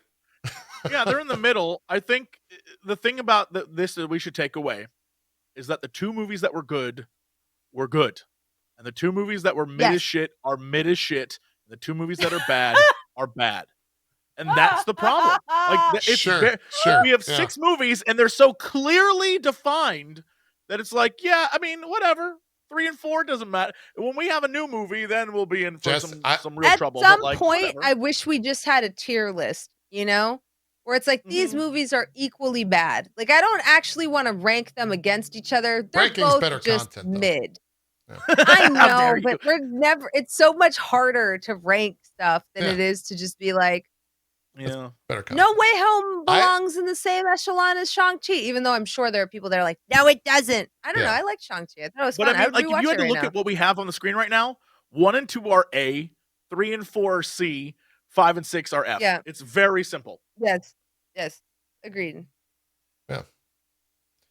You know, I get real anxiety thinking that we have to add Black Panther 2 to this list in November. Because I don't want to do it. Like, I don't know. I'm so worried about that film. I'm so unbelievably I hope against worried. hope that movie's amazing. I hope it's good, but I'm terrified that movie's going to be like, I don't know how they it's pull it going to off. be awful. I don't know how they pull it off. I just don't know. I hope it's And dope, man. Here's what I'll say. I now, like Bronze, have caught up on the last, even though I guess the movie's coming out, the last season of Peaky Blinders. And the way they handled the death in that show was fantastic. Yeah. It was that's how you do it. The death was the impetus for the entire season, and it was something that was treated very, very well, but also like, oh shit, this is important. And it made it important. I loved that. And so the difference is that the person who died wasn't the main character. And that's what makes it, I don't know how they pull this off. Like, the person who died in Peaky Blinders was a main character, but not the main character. Right. And so I think And that's I the am big so thing. sad that McRory passed, because I'm sure they wouldn't have killed her off if she was We're getting alive. into She was spoiler fantastic. territory, She was so good. I guess the actress died, but yeah. I mean, like, the couple actor No, died, so, that's like, what I'm saying. The actress passed away. So, but like, you know, and not spoiling, but just saying that, like, if you've watched that show, you know, there's no way that they would have written her off for an entire season like that, except she passed away. Yeah. Yeah. Like, so at some point you have to acknowledge it, you know? Anyways. Yeah. And they did a very good job of making it like a big central theme of the main character. And I was like, okay, I love that. I don't know what they do because I don't know how you do it, I mean, they did bring up cancer in this, so I can't possibly say that they're not gonna like there's no way they'll make Black Panther 2 have like a through line of Shuri constantly hearing his voice or whatever. Like that might happen, but I don't know that they're gonna do that because it's a little too raw for people, I think. And so that I think like to be 100% honest, I saw a lot of I read a lot about Thor reviews and all that stuff. I read one particular pretty long piece about how anyone that's like had a bout with cancer, whether it was them or someone that they knew, the movie is like unbelievably triggering because of how they deal with it and how they discuss it and how they like go through all the different scenes about it. So if they do that with Black Panther as well, I don't like it. I mean, I felt like I did feel that like I don't know. There was like a weird again, playing it for comedy. I understand the objective, but it was done in such a way that was so quick. I was like, if I had cancer, how would I feel about what I'm watching right now? I thought about that in the theater. I was like, would I think this is like a great portrayal of like what I'm going through? Or would I be like, this is almost a mockery of what I'm going through? And I thought about that while watching the movie, and I don't know that I have an answer. Everyone said but I thought about it like I never, from all the comments I said, no one felt like it was a mockery of it. And in fact, they said that if anything, the seriousness of it hit harder because everything else around it was like played for the joke of it. And then the second that it gets brought up, like the movie hits a very incredible serious tone. And I felt that as well, just from a narrative standpoint. Like the scene on the boat was very good. Yeah, I think the visuals were the hardest for me. Because I actually worked with a nonprofit for a while that helped people going through chemo, like style wigs and like shave heads and stuff like that. Right. And so like it's for me, it's when she breaks the sink, seeing the dichotomy between sick Jane and like Thor Jane. I was like, I can't imagine looking in the mirror and like seeing that and then seeing like this golden haired like goddess when you pick the hammer up. Sure. Like that's like I would break that sink too. Like that has to be almost like kind of horrifying in some ways because like that transformation is jarring when people go through it slowly. Like that's usually why we help people shave their hair because watching your hair fall out is one of the most traumatizing things like a person can go through. And you know, it's one of those things where it's like one of the things we were trained on is like how to reduce the visual effects of going through chemo because like people start to get dysmorphic in how they don't recognize themselves. They start to feel monster-like almost, you know, because like they don't look like what they want to look like. And so they actually tackle that in this, but they don't give it like that much space to breathe. It just becomes like don't tell me what to think. Yeah. You know, and then they make a joke about the speaker and it's one of those things where it's like I'm not saying they should have sat there and cried. I think I don't know. I don't know if I would have done it differently. I don't know if they did it right. It's just it's such a huge like you guys were saying dichotomy of like wow, we just saw a very sick Jane like for 2 seconds and then she's like healthy again. This is terrifying. This fucking thing is killing her, you know? And even seeing her in the hospital bed at the end, it's like I don't know, it's just it's a lot. It's like it's a lot to be like visually accosted with amidst jokes. Yep. Yeah, I thought it handled it okay. I thought the moment hit when it needed. Yeah, I think that's what I meant by I don't know if mock is the right word, but the idea that there was like a whiplash, right? It's like there was this is a sad moment and then immediately comedy. And I think I understand that's on purpose. Right. Oh yeah, it clearly is on purpose, but because you didn't have the ability to sit with anything for a little bit, it never had any emotional impact. And so it was like, I feel bad for her. But like at the end, I wasn't like when spoilers, I guess we have spoiler. When she dies at the end, I didn't feel like but there was no moment like when this is all I'll say. When I watched Spider-Man, people in the theater were bawling. They were fucking sobbing. Yeah. When Aunt May dies. Yes. No one was crying when Jane died. I didn't cry, and I love Jane. I had a bunch in my theater. There was a bunch of people. Aaron cries all the time, so that's not. It's whatever. But the person next to Aaron, which was actually, I believe it was like a middle-aged just dude, was sitting there bawling along with Aaron. So I think it definitely hit the emotional moment that you wanted, that they wanted, I should say. I think both of you are just dead inside, really. So, you know. No, I cry at the drop of a hat.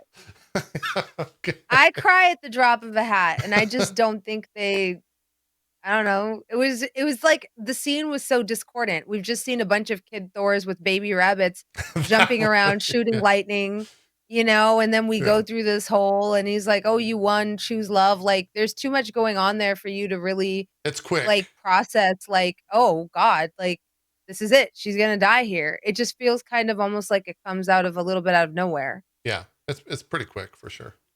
Like, she goes from dying slowly but surely to just dead in that moment.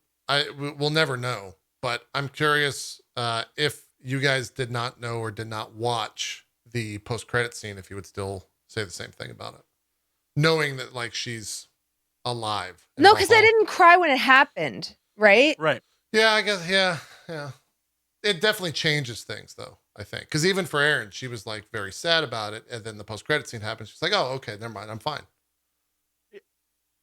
Yeah, I understood the scene, but the problem is that the scene was clearly like, it's very sad that Jane dies, but the moment wasn't played for a Thor Jane death. The moment was played for Thor choosing to let Gore do his thing, and he went to go be with Jane. He's like, if I'm gonna die, I'm gonna go be. It wasn't really about Jane. It was about Thor making the choice to be with Jane when she dies. Sure. So that Gore can see that happen and be like, oh my God, that reminds me of my kid. I'm going to wish for my kid to be. It was Thor choosing love. It was not about Jane. Yeah. She was a prop to make that scene happen. Yeah. Yeah, that is true. I'm going to take the spoiler tag away. So we're done with... okay. Well, did you guys watch the finale of Stranger Things? No, I haven't. did. Oh, okay. Bronze hasn't seen it? I'm not going to say anything. I was busy catching up on The Boys. The Boys finale... kind of dog. You didn't like The Boys finale? That's interesting. I thought this was a great season, but the finale, I think... The finale was kind of I think dumb. this was an amazing season. This season was great. This season is so this season is so good. Yes. I think I would have forgiven a lot with a finale. Yes. Because I think the finale was bad. Look how they butchered my boy. Look how they butchered my boy. It had its silly moments. Also, Stranger Things, I get 2 thumbs up for that finale. I thought remarkable. I'll give it 1 thumbs up. I was on board, dude. It was look. Perhaps the most metal scene. If something's gonna make you cry, Bronze, it's gonna be the finale. Yes. Stranger Things. Oh, that shit was. You're fucked. You're fucked. Yeah, that shit was emotional. There was 2 scenes where I was like, these motherfuckers, god damn it. Like, oh yeah, it was sad. But I think the last 20 seconds, I was like, bro, what? And it kind of took me out of it. Everything else I was super in. The last 20 seconds, I was like, what? So I thought. Look, I'm 2 thumbs up purely. The rest of the show couldn't exist because of metal scene. I can't be dead inside because Frenchie and Kimiko have made me cry like 17 times. Well, they're very cute, and Kimiko's the best character on that show. So they're also both incredibly damaged. So yeah, literally have made me cry like 6 times. Yeah. When she signs to him, like, oh, we're more than, like, the kiss was weird because we're more than that. We're family. I sobbed for like 5 minutes. I was like, oh, you are so fucked for Stranger Things. Yeah. Holy Oh, you're shit. done. You're You done. are. I can't wait to hear You're how gonna get a destroyed you sponsor from become. Kleenex. Like, holy shit, you are fucked. I'm sure Stranger Things has already gotten me. Oh, Like in you're so previous fucked. Yeah. They've Dude, gotten me like 2 or 3 times where I'm like, that brother moment was like, It's all good. Look, the My best heart. thing all right, though, all right, all right, all right. I'll watch it. I'll watch it. I'll Jesse watch it. Cox, that metal scene, best fucking scene in the goddamn show. Oh Most my fucking metal god. ever. Yeah. I love metal, so I'm very excited. I popped the fuck off. Also, my Eddie Munson cosplay is done, so I'm very excited to be Eddie Munson this year. Fantastic. If It's I good. existed in a Stranger Things timeline, I would have been Eddie Munson. There you go. I believe that. I'm taking the spoilers off. And that means the show is done. What's that? I guess next week we got the finale of Miss Marvel. That's gonna be a doozy. I'm sick. I'm sick next week. Preemptively, I have food poisoning. I have diarrhea next week.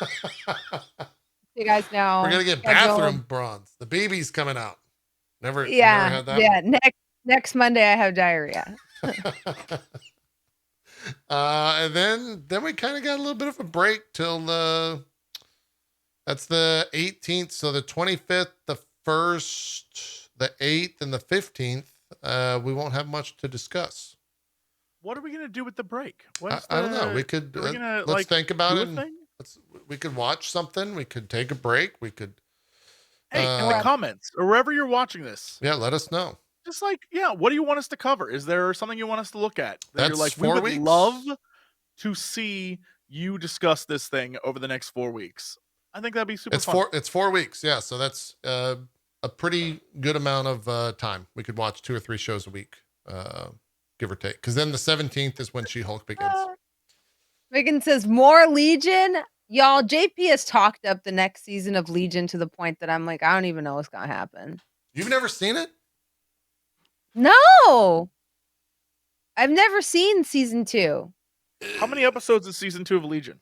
8. But JP says it's like unhinged and it's crazy and it's even crazier than season 1. And I'm like, okay, well, I don't even know. If it's 4 weeks, could we do 2 episodes a week? It's 11 episodes.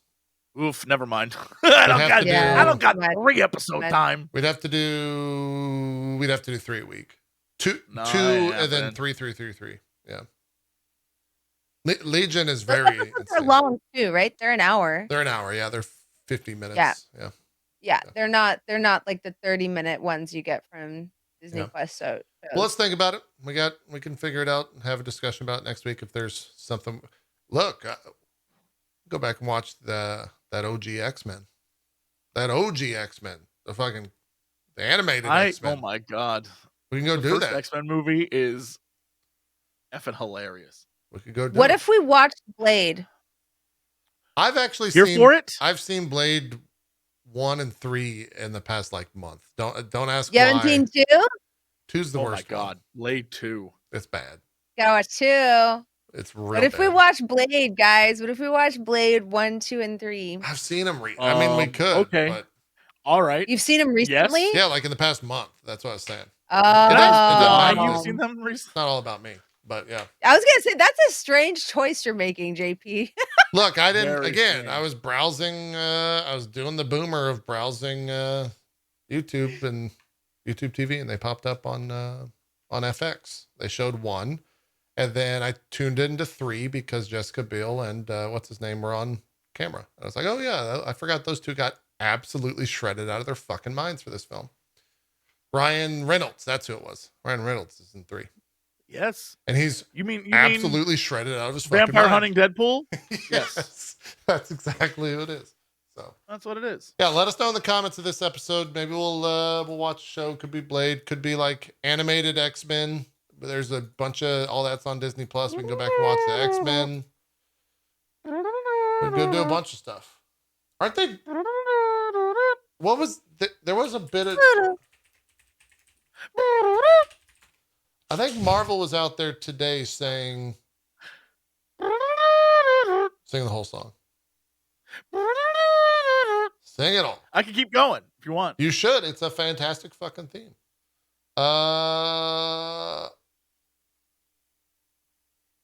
they're supposed to. I'm trying to remember the exact quote, comment, whatever. They're supposed to discuss Marvel, X-Men 97, What If, and some other animated thing for the MCU at Comic-Con this year. So I guess we'll see. Okay. I don't know what it's going to be. But when does that happen? When is San Diego Comic-Con? August. Is that August? I have no clue. I'm guessing. SDCC 2022, July 21 to 24. Oh, so we will have, that'll probably be a big weekend of at least something Marvel related. Sure. Leaked trailers, etc. When do you guys think we get that Black Panther trailer? We'll get some stuff at Comic-Con. We'll get a Comic-Con trailer for things for sure. For sure. Think Black Panther 2 Comic-Con? We get that the 22nd of this month? We'll get stuff for the remaining 18th? Movies in this art, in this phase. We'll get stuff for the remaining ones. Okay. All right. Yeah. All right. We'll see. Should watch Ghost Cop? No. Jesse. Ghost Cop. Is that a thing that exists? Yeah. Ghost Cop. Ghost Cop is a Ghost Cop TV series, 1998. TV series Hell yes. from 98, but there's also a musical artist as of like a year ago. I don't know. CCH Pounder is in Ghost Cop? John O'Hurley is the ghost on TV? I don't know what you just said. Wait, does Ghost Cop only have one episode? Might be.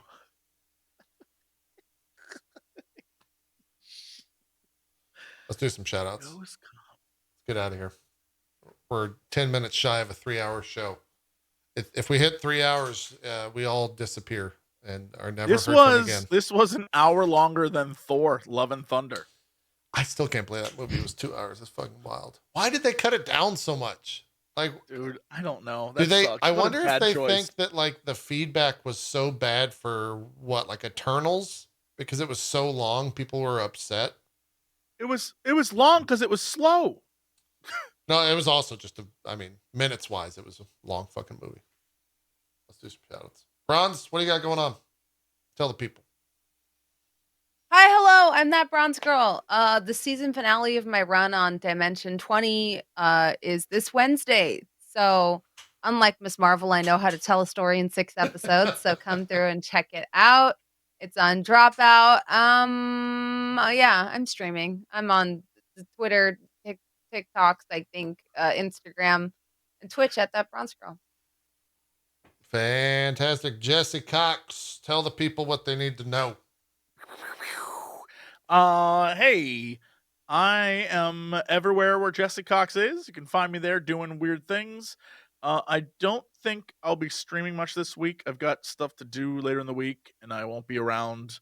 But, you can find me over on the YouTube doing 5-minute gaming news, and there'll be the rest of the quarry will be up this week. We finally got back together to record after someone got COVID, no names.